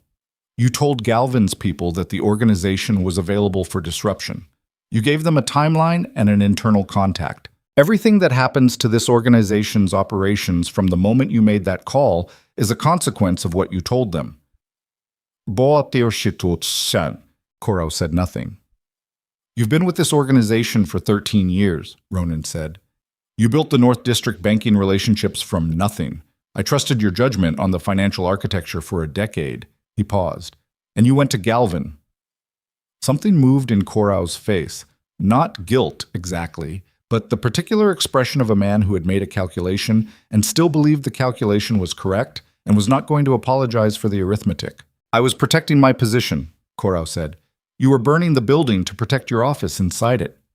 I was ensuring that if the leadership transition happened— There is no leadership transition, Ronan said. There is a group of men meeting on Sunday who believe there's a leadership transition. There isn't one. I want to make sure you're clear on that before this conversation goes further. Korao looked at him. For the first time since sitting down, something like uncertainty moved through his expression. The Sunday meeting, he said carefully. I know who's in the room. I know what the motion says. I know about the Galvin backing, which means Reeve knows about it too, which means Reeve has been in contact with them as well, or you've told him. And either way, this has gone a significant distance outside the organization's walls. Ronan leaned forward slightly. What I need to know now, Vincent, is how far outside? What did you tell Galvin about our port operations? Korao was very still. The port operations, Ronan said again. I gave them a general overview of the shipping corridor arrangements, Korao said. How general? A pause. Enough to demonstrate the value of a potential merger. Ronan stared at him. The port operations were the deepest part of the organization's infrastructure. The arrangements with harbor personnel, the container manifests, the connection points with the international supply chains that moved through the city.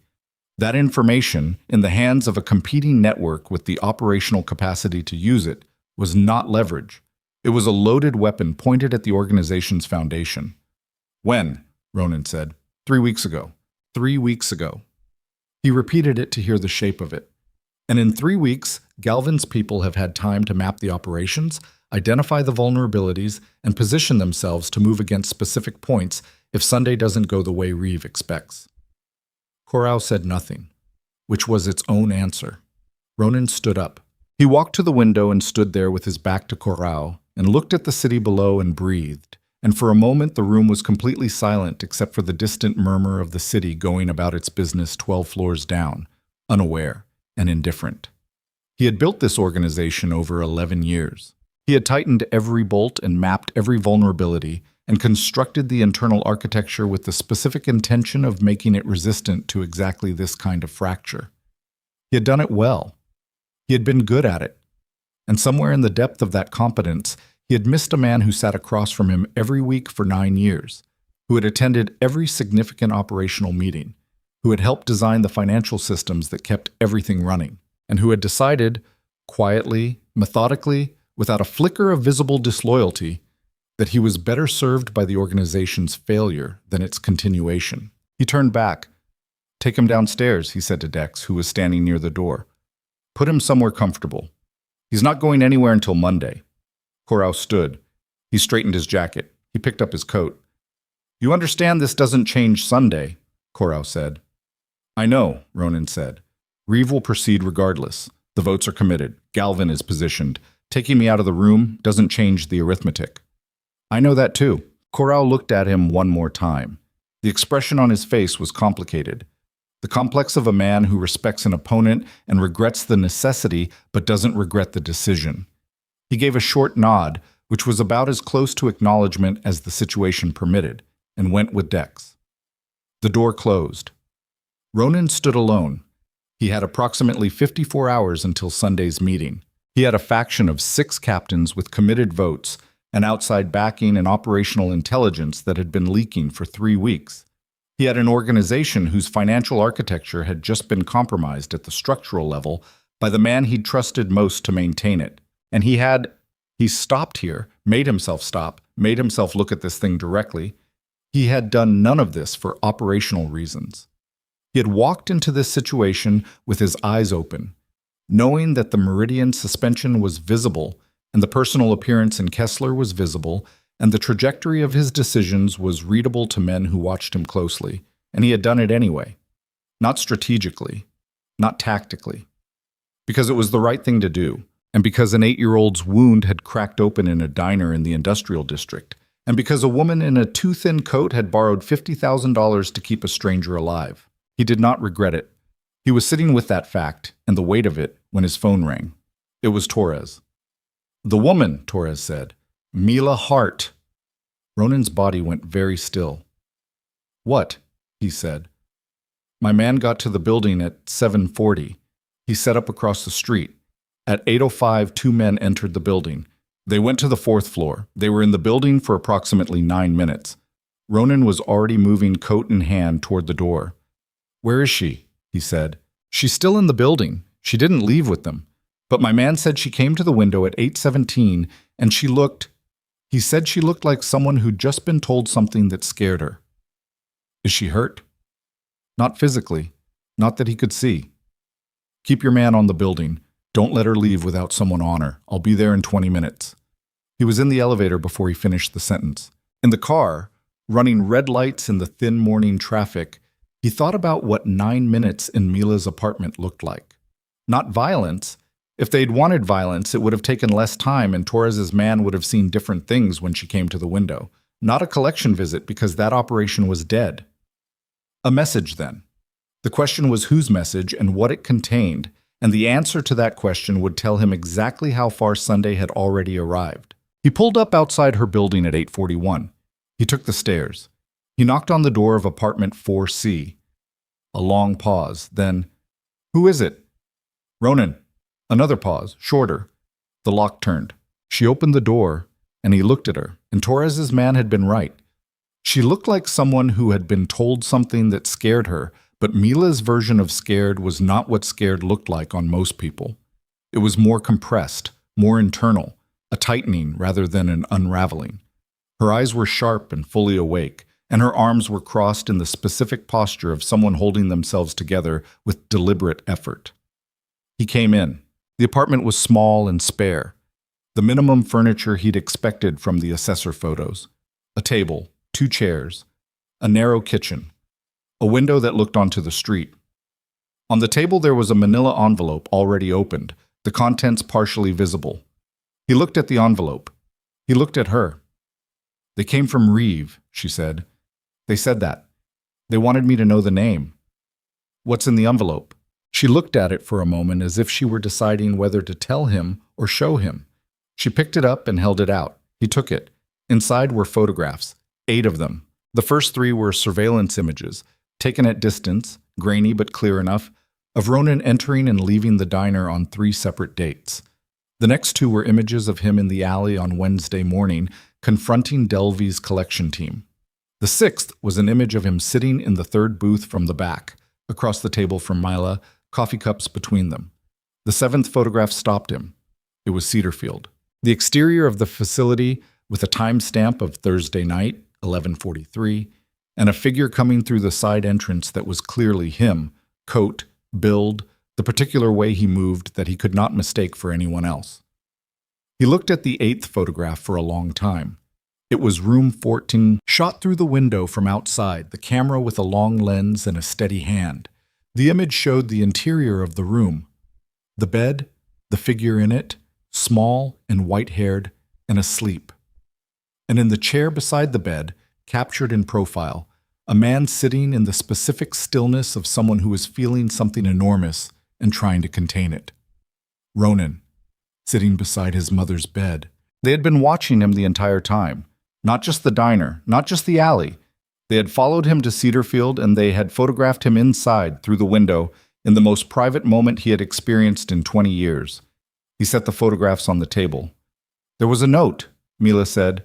Her voice was controlled. "In the envelope." "What did it say?" She reached into the envelope and pulled out a folded piece of paper and held it without opening it, looking at him. "It says if you don't step back from the operational leadership by Sunday evening, they'll send these photographs, with a full explanation of the woman in room 14 and your connection to her, to every rival network in the city." She paused.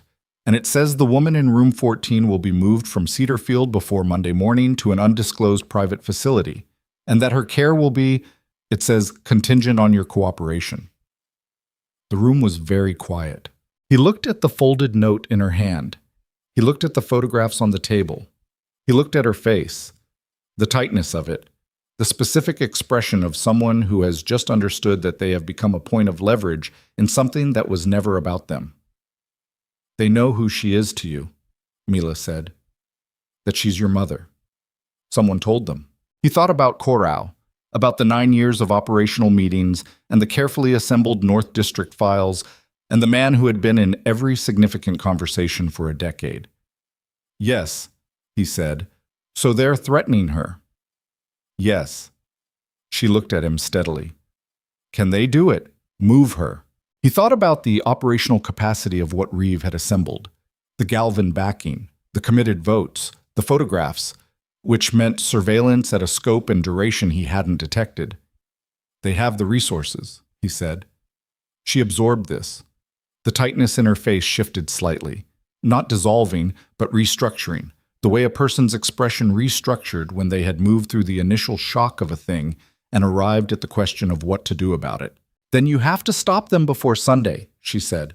Not negotiate with them, not wait for the meeting. Stop them before they can move her. He looked at her. That means doing things that can't be undone, he said. She held his gaze without flinching.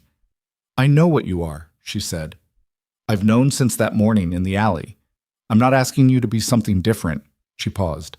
I'm asking you to protect her, whatever that requires. He looked at the photographs, at the image of himself in the chair beside the bed, captured without his knowledge in the one moment he had allowed himself to feel the full weight of 30 years of unresolved loss. They had taken that from him too. They had turned it into an instrument.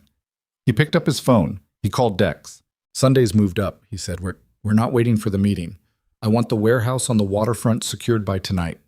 I want every man we can trust on standby by 8 p.m. And I want Reeves' location confirmed and monitored from this moment forward. Dex said, How far are we going? Ronan looked at Mila across the small apartment. She was watching him with those clear, steady eyes, the eyes that saw more than they let on, and she looked like exactly what she was. A woman who had borrowed $50,000 and had her arm broken and had kept going anyway. Who had kept showing up because stopping felt worse. As far as it takes, he said. He hung up. He looked at the photographs one more time. Then he picked them up and put them back in the envelope and put the envelope in his coat. Pack a bag, he said to Mila. You're not staying here tonight. She didn't argue. She went to the narrow closet and pulled out a bag and began moving through the apartment with the quiet efficiency of someone who had never had much and therefore knew exactly what mattered. And he watched her and thought about what was coming in the next 36 hours and understood with complete clarity that after it was finished, nothing, not the organization, not his position in it, not the carefully constructed life he had built on the foundation of an 8-year-old's wound, would look the same. He had spent 11 years being the most dangerous person in every room. Tonight, he was going to have to... He had spent 11 years being the most dangerous person in every room. Tonight, he was going to have to make sure that was still true. The warehouse sat at the far end of the waterfront district, where the commercial piers gave way to the decommissioned industrial stretch. A long block of corrugated steel and poured concrete that had processed fish and then machine parts and then nothing, and had stood empty for 4 years while Ronan paid the property taxes and kept the utilities minimally active, and told himself he was holding it for development. He had always known, at some level, that he was holding it for something else, for exactly this kind of night. Dex had it secured by 7:30. Ronan arrived at 8 with Torres and 4 men he trusted completely. Not the most, not the highest ranking, but the ones whose loyalty he had tested at actual cost. Men who had been given opportunities to betray him and hadn't. That was the only metric that mattered now. He had learned, in the last 48 hours, that the metric he had been using before, competence, tenure, institutional knowledge, was the metric of a man who had confused familiarity with reliability. He would not make that mistake again. The warehouse interior was cavernous and cold, the kind of cold that came from concrete and steel and no insulation and a wind off the water that found every gap in the structure.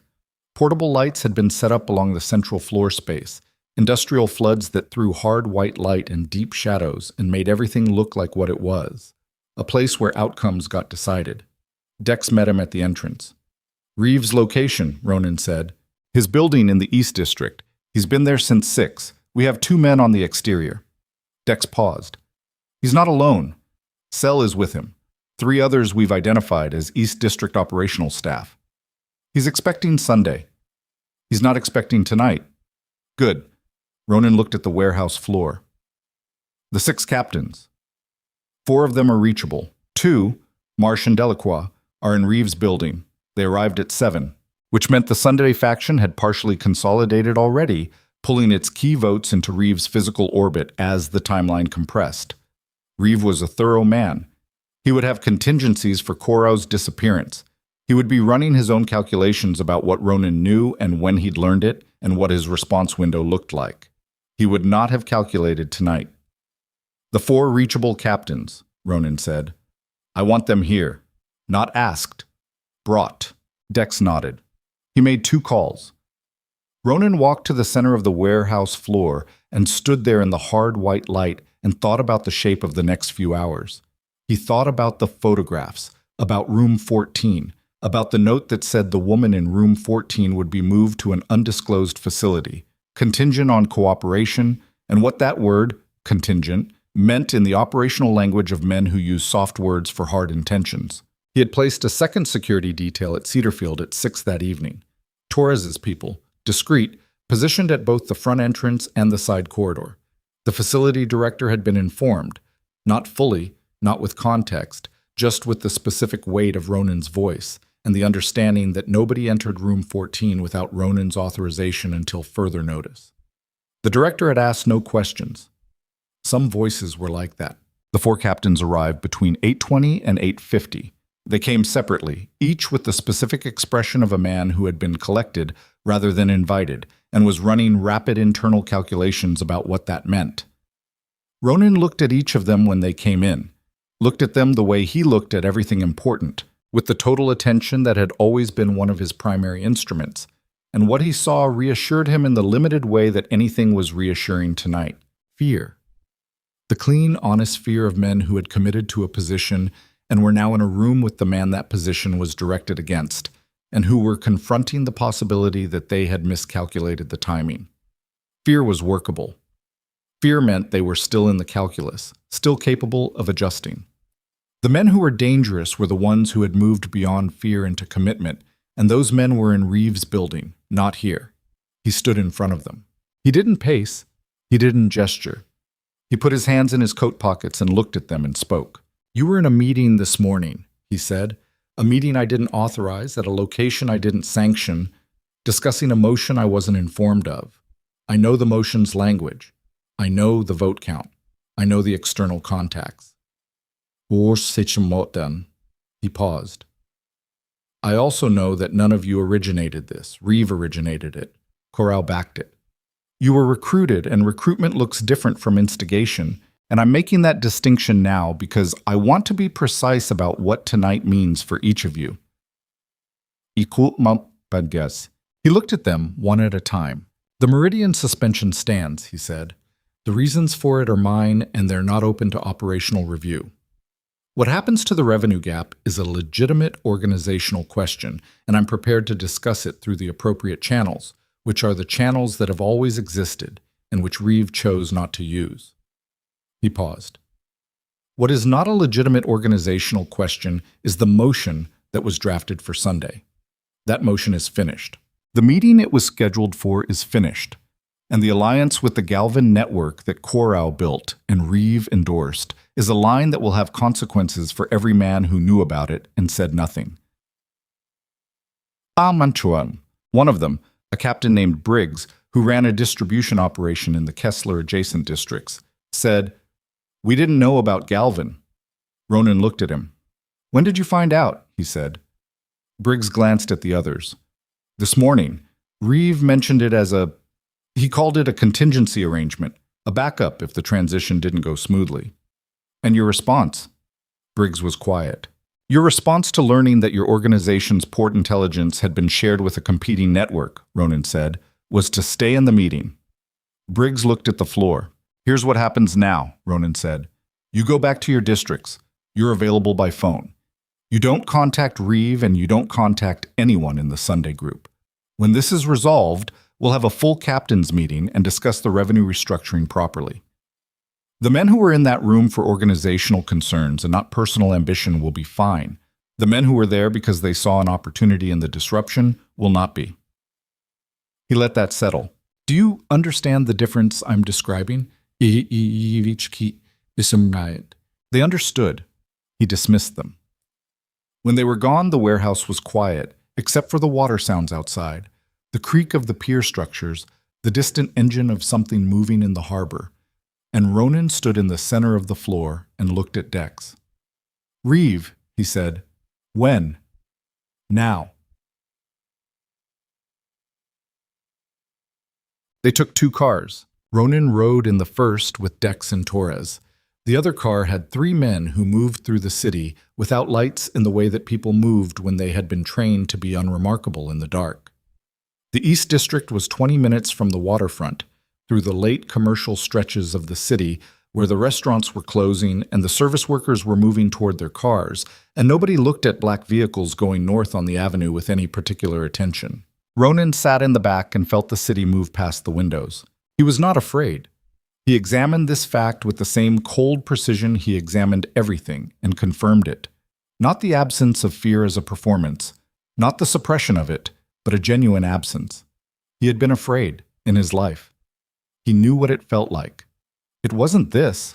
What this felt like was something closer to clarity, the specific sharp focus that arrived when a long and complicated thing finally resolved itself to its essential components, and the path forward became the only visible option.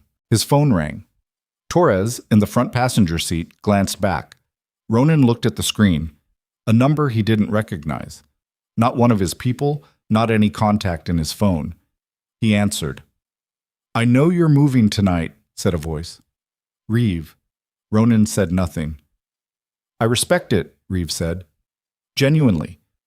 You're faster than I expected. Coro going quiet this morning told me you'd moved, but I thought you'd wait for Sunday to make it clean. You're not waiting." "No." Then let me save us both something. Reeve's voice was even, professional, the voice of a man conducting a negotiation from a position he believed was strong. "I don't want your blood on my hands, Ronan. That's not what this is. What I want is an organization that makes decisions that keep all of us viable. What you've been doing this week..." "Don't," Ronan said. "Pause. Don't explain my decisions back to me. Don't tell me what I've been doing. You've been watching me through windows and taking photographs in hospice rooms and building cases for a boardroom coup with money from a rival network. Don't talk to me about keeping things viable." A brief silence. "The woman in the facility," Reeve said. "Your mother. I want you to know that was Coral's intelligence, not mine. I didn't know who she was until he told me. That changes something for me personally. I'm not in the business of, where is she? She's still at Cedarfield. I haven't moved her. I won't, if we can..."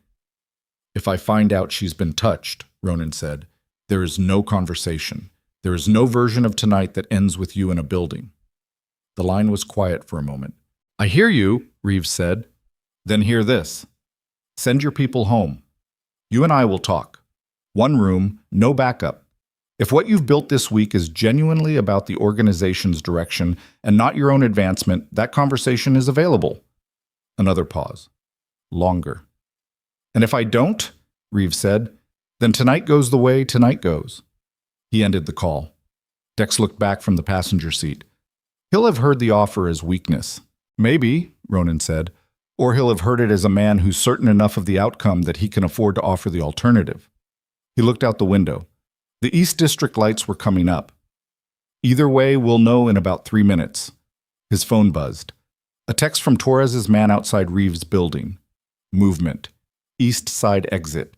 2 men leaving. Then another 2. The building's losing bodies.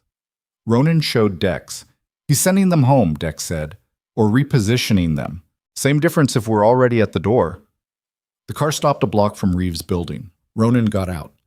The night air was cold and carried the industrial smell of the East District, diesel and metal, and the particular flatness of a neighborhood that worked night shifts and didn't apologize for it. He walked toward the building entrance with Dex beside him and Torres's men spreading to the periphery in the practiced geometry of men who had done this before. The lobby was unmanned. The elevator worked. They rode to the 3rd floor. The door to Reeves' office suite was open. Reeve was standing at the window when Ronan came in. He was alone. He had his jacket off, shirt sleeves rolled, and he was standing with his arms loose at his sides in the posture of a man who had made a decision and was standing behind it. The office was functional and organized. Not spare like Ronan's, but ordered, the desk clear, the bookshelves arranged with the neatness of someone who thought of their environment as a projection of their competence. Sela was not in the room. Ronan looked around the space once. Exits, sight lines, the desk, the door to the inner office, and then looked at Reeve. "Sit down," Ronan said. "I'd rather stand." "Sit down, Callum." Reeve sat. Ronan stood in front of the desk. He didn't sit. He looked at Reeve, and Reeve looked back at him. And between them was 11 years of the same organization, the same rooms, the same tables, and the same decisions.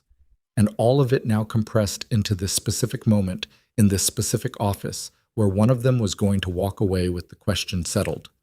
"The Galvin contact," Ronan said. "Who initiated?" "Corral. I was brought in after the initial conversation. You endorsed it." Reeve's jaw tightened. "I didn't stop it." "That's the same thing." "In our world, yes." He paused. "I know that. The port intelligence, the shipping corridor information. Do you understand what Galvin can do with that?" "I understand it creates exposure. It creates an attack vector," Ronan said, "against the entire port operation, against every arrangement we have with harbor personnel, against the international supply connections that took 7 years to build. If Galvin decides that Sunday doesn't go their way and they want to apply pressure or extract value another way, they have everything they need to dismantle the most profitable part of this organization from the outside." He looked at Reeve steadily. "You handed them a key to a door and told them the lock schedule." Reeve looked at the desk. Something in his face shifted. Not guilt in the soft sense, but the specific expression of a man confronting the full consequence of a calculation he'd made with incomplete information. "I thought Corral had given them general terms," he said. "He gave them operational specifics." Reeve was quiet. "Did you know about the photographs?" Ronan said. "Cedarfield. The room." A pause. "I knew surveillance had been extended to your movements outside the organization. I didn't specify locations." "But you saw the photographs." Reeve looked at him. "Yes." "And you authorized using them." The pause this time was the length of a decision being made in real time. "Yes," Reeve said. The word landed in the room and sat there. Ronan breathed, in and out. He felt his pulse in the side of his neck. Not racing, not spiking, just present. The steady mechanical fact of a living body that had a great deal still to do. "I want the Galvin contact information," he said. "Every communication, names, numbers, meeting records, everything Corral gave you and everything you added. I want it tonight." Reeve looked at him. "And in exchange?" "In exchange, this conversation ends here." "That's it. That's it." Reeve studied him. He was looking for the angle, for the part of the offer that was the real offer, the position underneath the position, because in their world nobody made clean trades, and the gap between what was said and what was meant was where the actual transaction happened. "You're serious," Reeve said. "I'm always serious." "You're willing to end it here, tonight, without—" "I'm willing to end the immediate situation here," Ronan said. "The Galvin exposure gets resolved separately. Your position in the organization gets reviewed separately. What ends here tonight is the motion, the Sunday meeting, and the use of personal information as operational leverage. Those 3 things end here and don't recur." Reeve sat with this. Outside the window, the East District went about its business. Lights and engines and the distant sound of a city that had no knowledge of the room it was providing backdrop for. "The files are on the laptop," Reeve said. "On the desk." Ronan looked at the laptop. "Unlock it," he said. Reeve reached across the desk and typed a code and turned the screen toward Ronan. Ronan looked at it. He looked at the folder structure, the Galvin communications, the surveillance files, the Sunday meeting documentation. He took out his phone and called Dex. "Come in," he said. "Bring the drive." Dex came in 2 minutes later with a portable drive. He copied the files without expression, with the professional efficiency of a man who had copied files under tense circumstances before and found nothing particularly remarkable about it. When it was done, he handed Ronan the drive and went back to the door. Ronan put the drive in his coat pocket. He looked at Reeve. "The Sunday meeting doesn't happen," he said. "Understood. You'll contact the captains tonight. You'll tell them the motion is withdrawn." Reeve's jaw shifted. "Tonight? Now, while I'm standing here?" A long moment. Then Reeve picked up his phone and made the call. Ronan listened to him deliver the message, flat, professional, no explanation offered, to each of the remaining 4 captains. The calls took 11 minutes. When the last one was done, Reeve set the phone on the desk. "It's done," he said. "Marsh and Delacroix," Ronan said. "They were here tonight. They left an hour ago. Call them." Reeve called them. 2 more brief conversations. 2 more withdrawals. When it was finished, Ronan stood in the office for a moment and looked at the man across the desk. The man who had spent 3 weeks building a structure to remove him, who had authorized surveillance in a hospice room, who had put photographs of a sleeping old woman into an envelope and sent men to deliver them to a woman in a Kessler apartment as a demonstration of reach. And he felt, under the cold operational clarity, a low and persistent anger that was not going to resolve itself in this conversation. It would resolve itself later, in the form of consequences that were measured and specific and inevitable, but not tonight. Tonight had a different conclusion. "Go home," Ronan said. He walked out of the office. In the lobby, he stopped. Something was wrong. He felt it before he identified it. The particular atmospheric shift of a situation that had changed while he was looking somewhere else. The animal awareness of a variable that had moved. His phone rang. Torres. "Cedar Field," Torres said. His voice was tight. "My man at the side entrance just called in. Someone tried to get into the building 20 minutes ago. 2 men. Used fake staff credentials. My guy turned them away, but is she? She's in the room. She's fine. But Ronan, the attempt was 20 minutes ago. That was while you were in the building with Reeve." While he was in the building with Reeve, which meant it wasn't Reeve's order, which meant there was someone else. Someone who hadn't sent their people home. He looked at Dex. "Selle," he said. Dex's face went tight. "Selle wasn't in the building when we arrived, because he wasn't standing down. He was already moving. Ronan was already walking toward the exit. Reeve made the calls. Selle didn't get the calls, or Selle got the call and decided it didn't apply to him. He pushed through the lobby door into the cold. "Cedarfield," he said. "Now." The cars moved. 20 minutes across the city, running lights, the streets gray and empty in the late hour, the water district and the commercial corridor and the residential blocks all sliding past in the dark. And Ronan sat in the back seat with his hands on his knees and felt his pulse in his throat and thought about a small white-haired woman in a room on the west side of the city who had no knowledge of the machinery that had put her at the center of 11 years of consequence, who had left an 8-year-old behind and had eventually lost the memory of doing it, who was now lying in a hospice bed while men with fake credentials stood at the entrance to her building because her son had made decisions this week that disrupted the financial calculations of men who had never met her and would not have been able to pick her out of a room. He was 6 minutes away. Torres's man was at the entrance.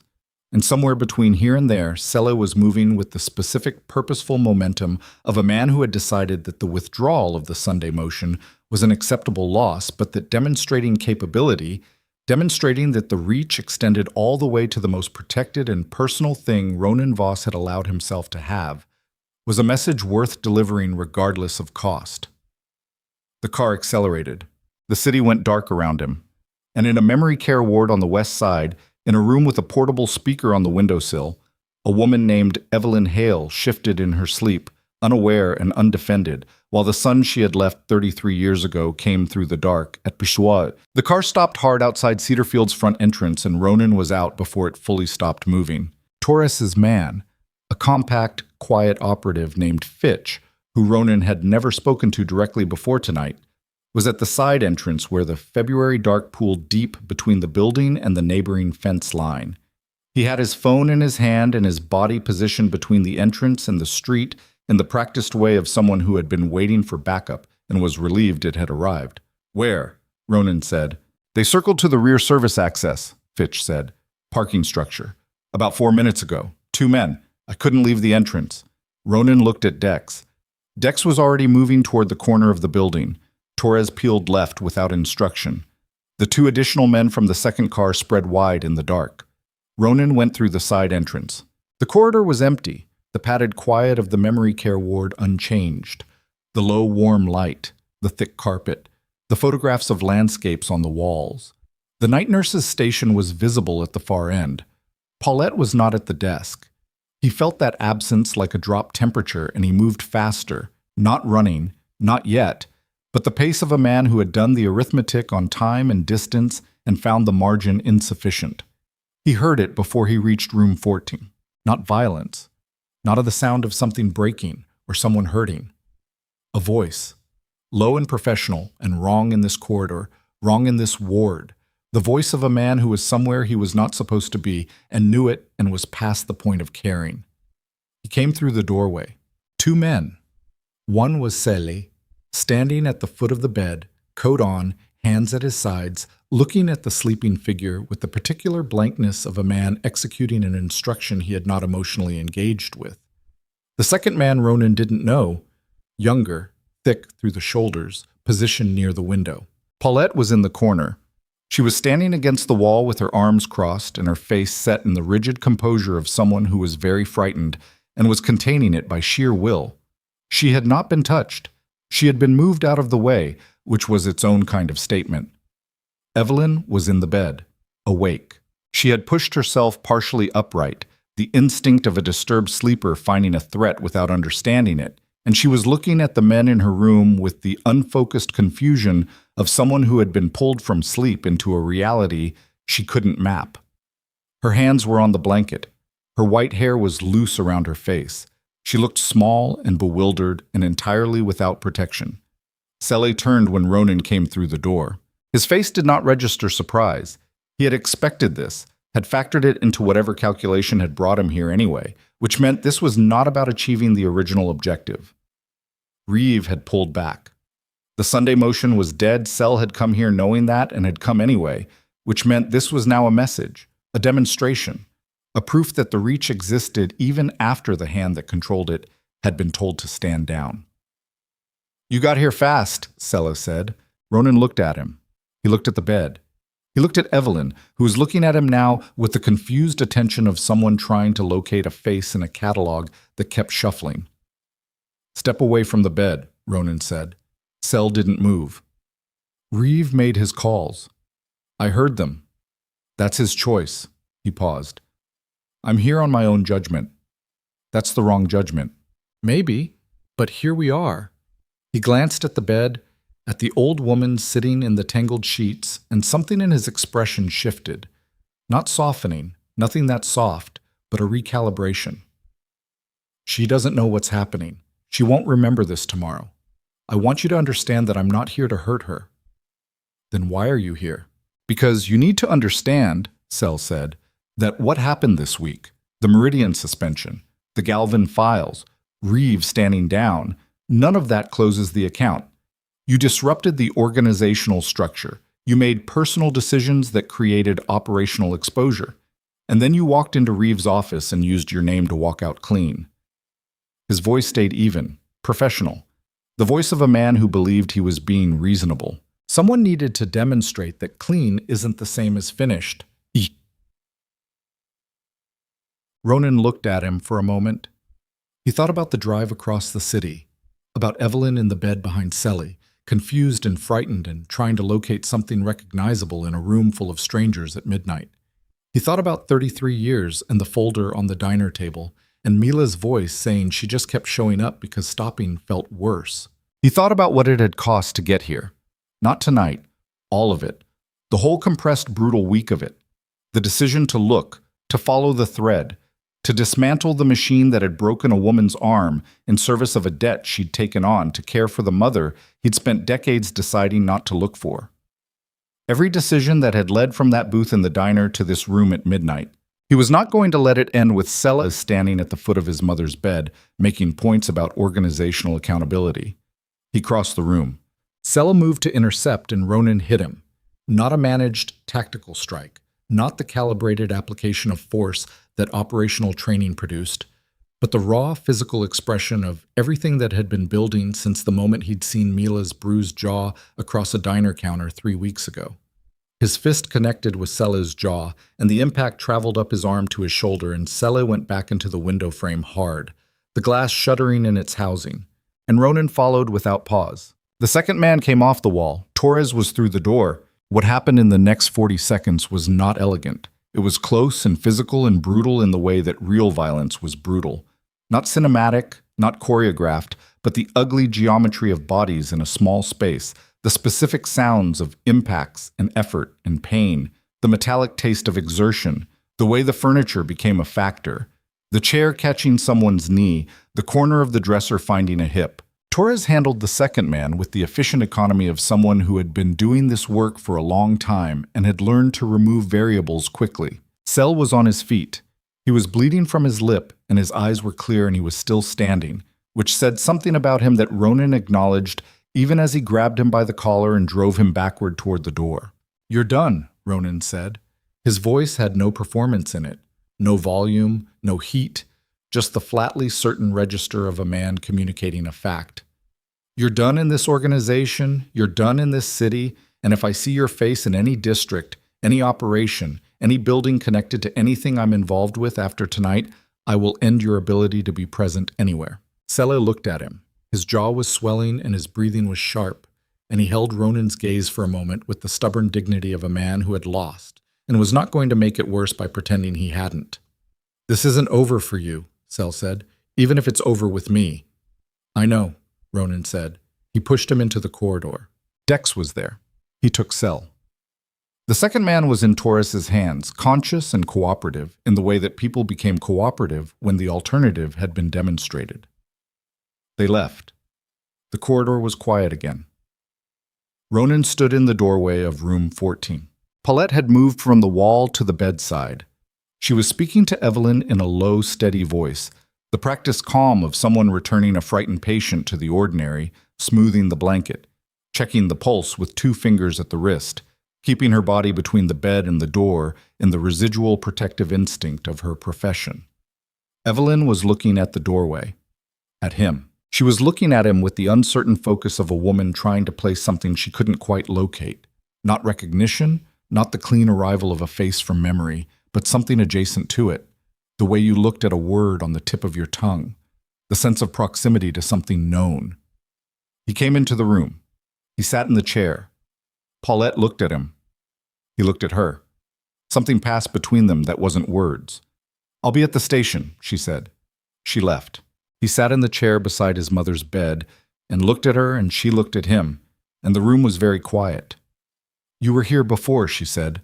Her voice was thin and slightly roughed from sleep, but present. The accent he remembered, the particular flat vowels of a town 400 miles north that he had spent years trying to locate in his own speech and excise. "Yes," he said. "I thought I dreamed it." "No." She looked at him. The confusion was still there, the flickering uncertainty of a mind that had lost most of its reliable architecture, but underneath it, something was working. Something was trying. "You look like someone," she said. He said nothing. "Someone I knew." She frowned. It cost her effort, the frowning. He could see the concentration required, the reaching. "A boy." His throat closed. He sat there and let it close and breathed through it the way he had breathed through everything in the last week, by simply continuing, by placing one breath after the other and not requiring the feeling to resolve itself on any particular schedule. "What's your name?" she said. He looked at her. "Ronan," he said. She said it after him, not an echo but a test, the word moving through some internal process of evaluation. Her eyes went somewhere else for a moment, somewhere internal, and then came back. "That was his name," she said. "My son." He put his hands flat on his knees.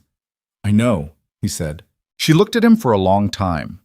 The look had no clean category. It wasn't recognition, wasn't ignorance, wasn't the full arrival of a truth. It was something in the space between all of those, something that the dementia had stripped of its context but not entirely of its weight. "I left him," she said. It was not an explanation. It was not an apology. It was the plain statement of a woman who had arrived, in the fog of her diminishment, at the bare fact of a thing she had done and could not undo, and had, apparently, been returning to for a long time. I left, and I didn't go back. I know, he said again. I wanted to, she said. I want you to know that. I wanted to go back. He looked at her, at the thin hands on the blanket, at the face that held the structure of something he had memorized before he was old enough to know he was memorizing it. Why didn't you? He said. Not accusation, just the question. The 8-year-old's question that had been sitting at the base of 33 years of construction and had never been answered. She looked at the window for a moment. I thought he was better without me, she said. I thought the thing I was would damage him. She paused. I was wrong. I know I was wrong, but I thought it at the time, and then too much time passed and I didn't know how to come back. She looked at him. I didn't know how to come back. He sat there. He sat there and felt the full weight of it, the specific grief of a thing that could not be fixed, that had produced its damage across decades, and could not be undone by an explanation, however honest, however late. It was not enough. It would never be enough in the transactional sense. The accounting would never balance. The wound would always have existed. The boy in the empty kitchen would always have waited. And it was what there was. It was the only thing that existed on the other side of 33 years of walls. Okay, he said. She looked at him. Something in her face shifted. A small, exhausted release. Like a thing she had been carrying had been acknowledged, which was not the same as being forgiven, but was something. Was real. Will you stay? She said. For a little while. Yes, he said. He stayed. Petit. Mila was at the safe house Torres had arranged when he got back at 4 a.m. It was a clean apartment in a neutral neighborhood, nothing identifying, good locks, a kitchen that had been stocked with the basics. She was awake, sitting at the table with a cup of tea going cold in front of her, still in the clothes she'd packed at her apartment, and she looked at him when he came through the door with the particular attention of someone who had been running probability calculations for several hours and was now reading the result in his face. Sele? She said. Handled. And she's fine. Mila breathed out. She set her hands flat on the table and looked at them for a moment. Then she looked up. Are you? She said. He sat down across from her. He thought about what to say and couldn't find the operational language for it because the operational language didn't fit this. He thought about Evelyn's face in the low light of room 14. He thought about the word okay and what it had meant when he said it and what it had cost and what it had given back. She was awake, he said. She talked to me. Mila was very still. She said she wanted to come back, he said. She said she didn't know how. Did you believe her? He thought about it honestly. He looked at the question from multiple angles, the way he looked at everything, and found that at the end of the examination, the answer was not simple and did not need to be. I believe she thought it was true, he said. I don't know if it was enough. I don't know if it changes anything.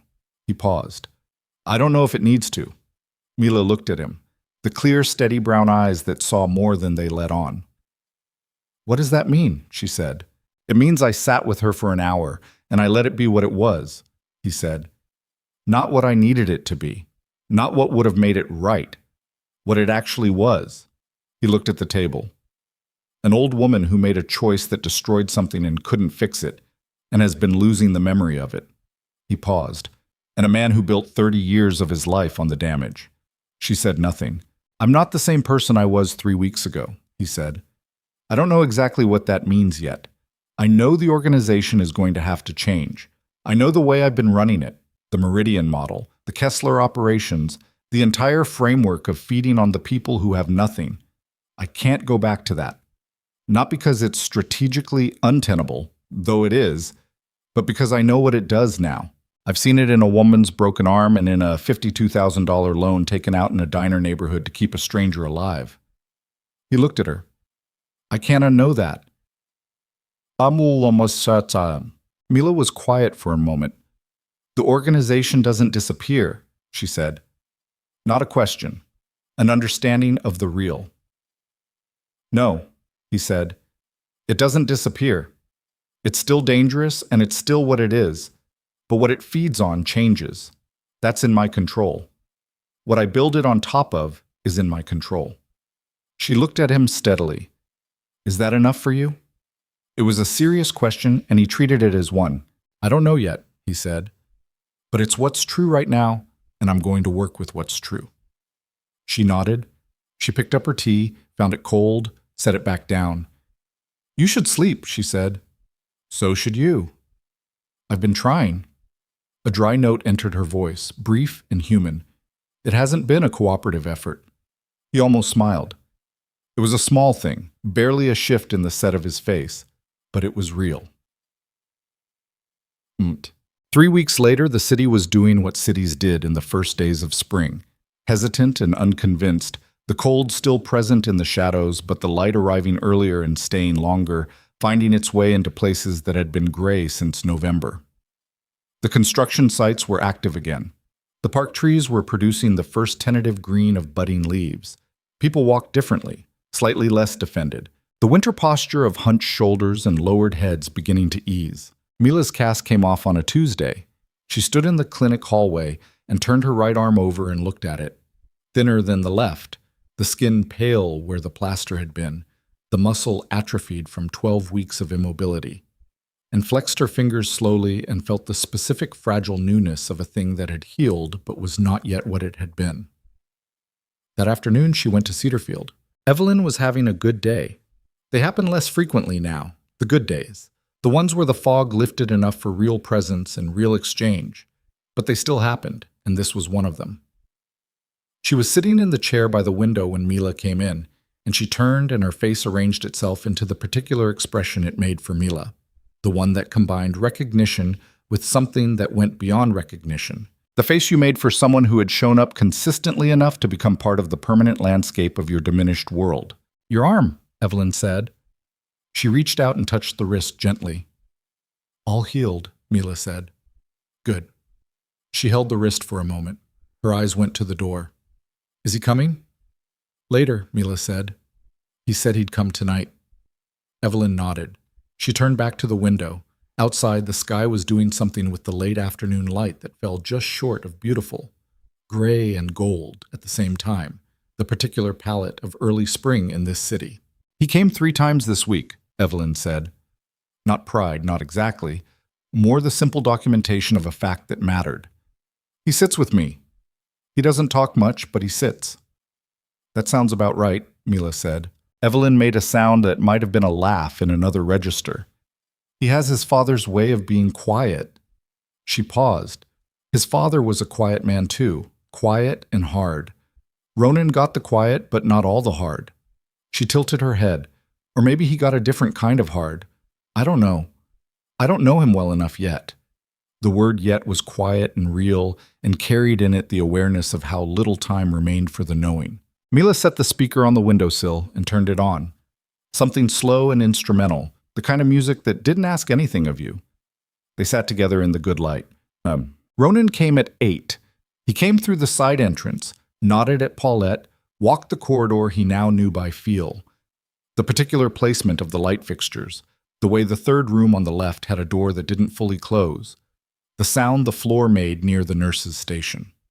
He had been coming often enough that it had become a known geography, a place he was learning to inhabit.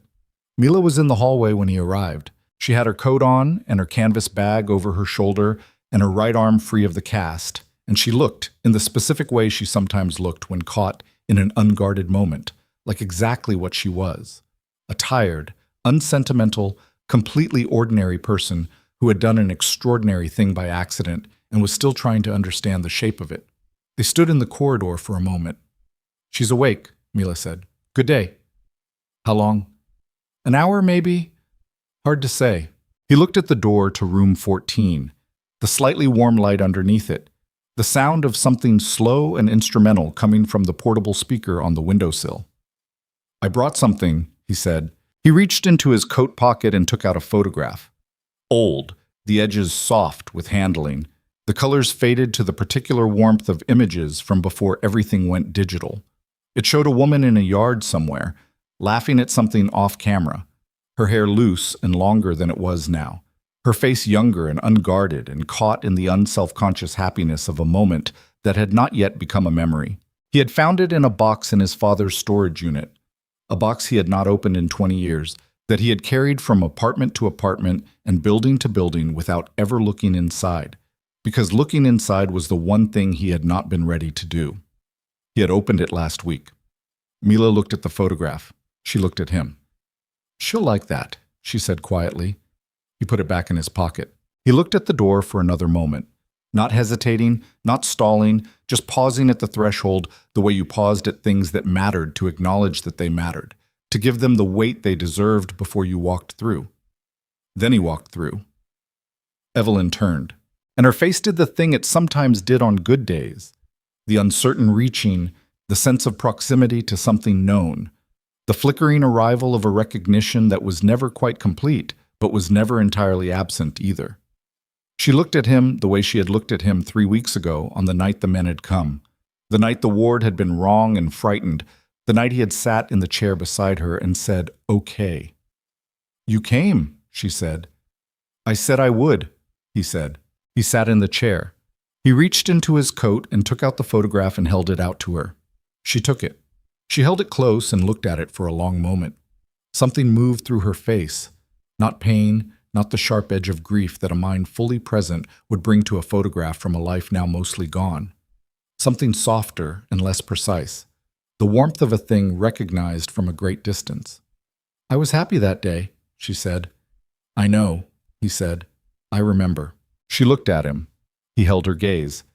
Outside, the city went about its business, the lights coming on as the last of the day's light bled out of the sky, the streets filling with the ordinary human traffic of a Tuesday evening, people moving between the places they needed to be, carrying what they carried, living inside the 1,000 private stories that a city held without knowing it held them.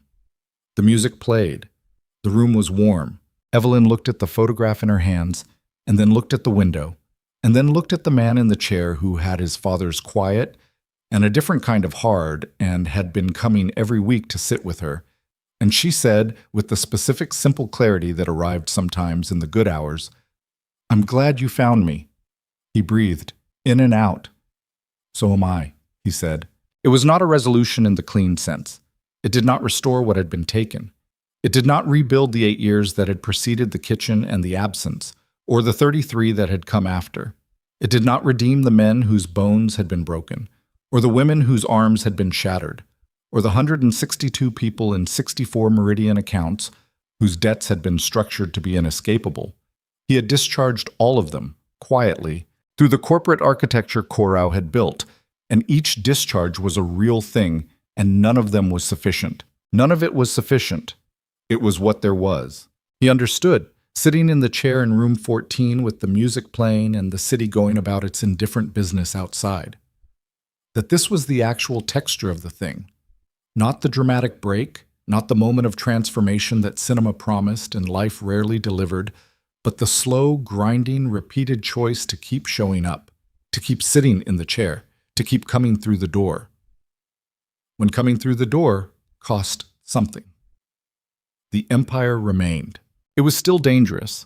It still moved money and applied pressure and existed in the spaces where legal and illegal blurred into the functional reality of a city that needed people willing to operate in the gray. That was not going to change. He was not a different species than the man he had been a month ago. But the machine would not feed on the desperate anymore. That was a real thing.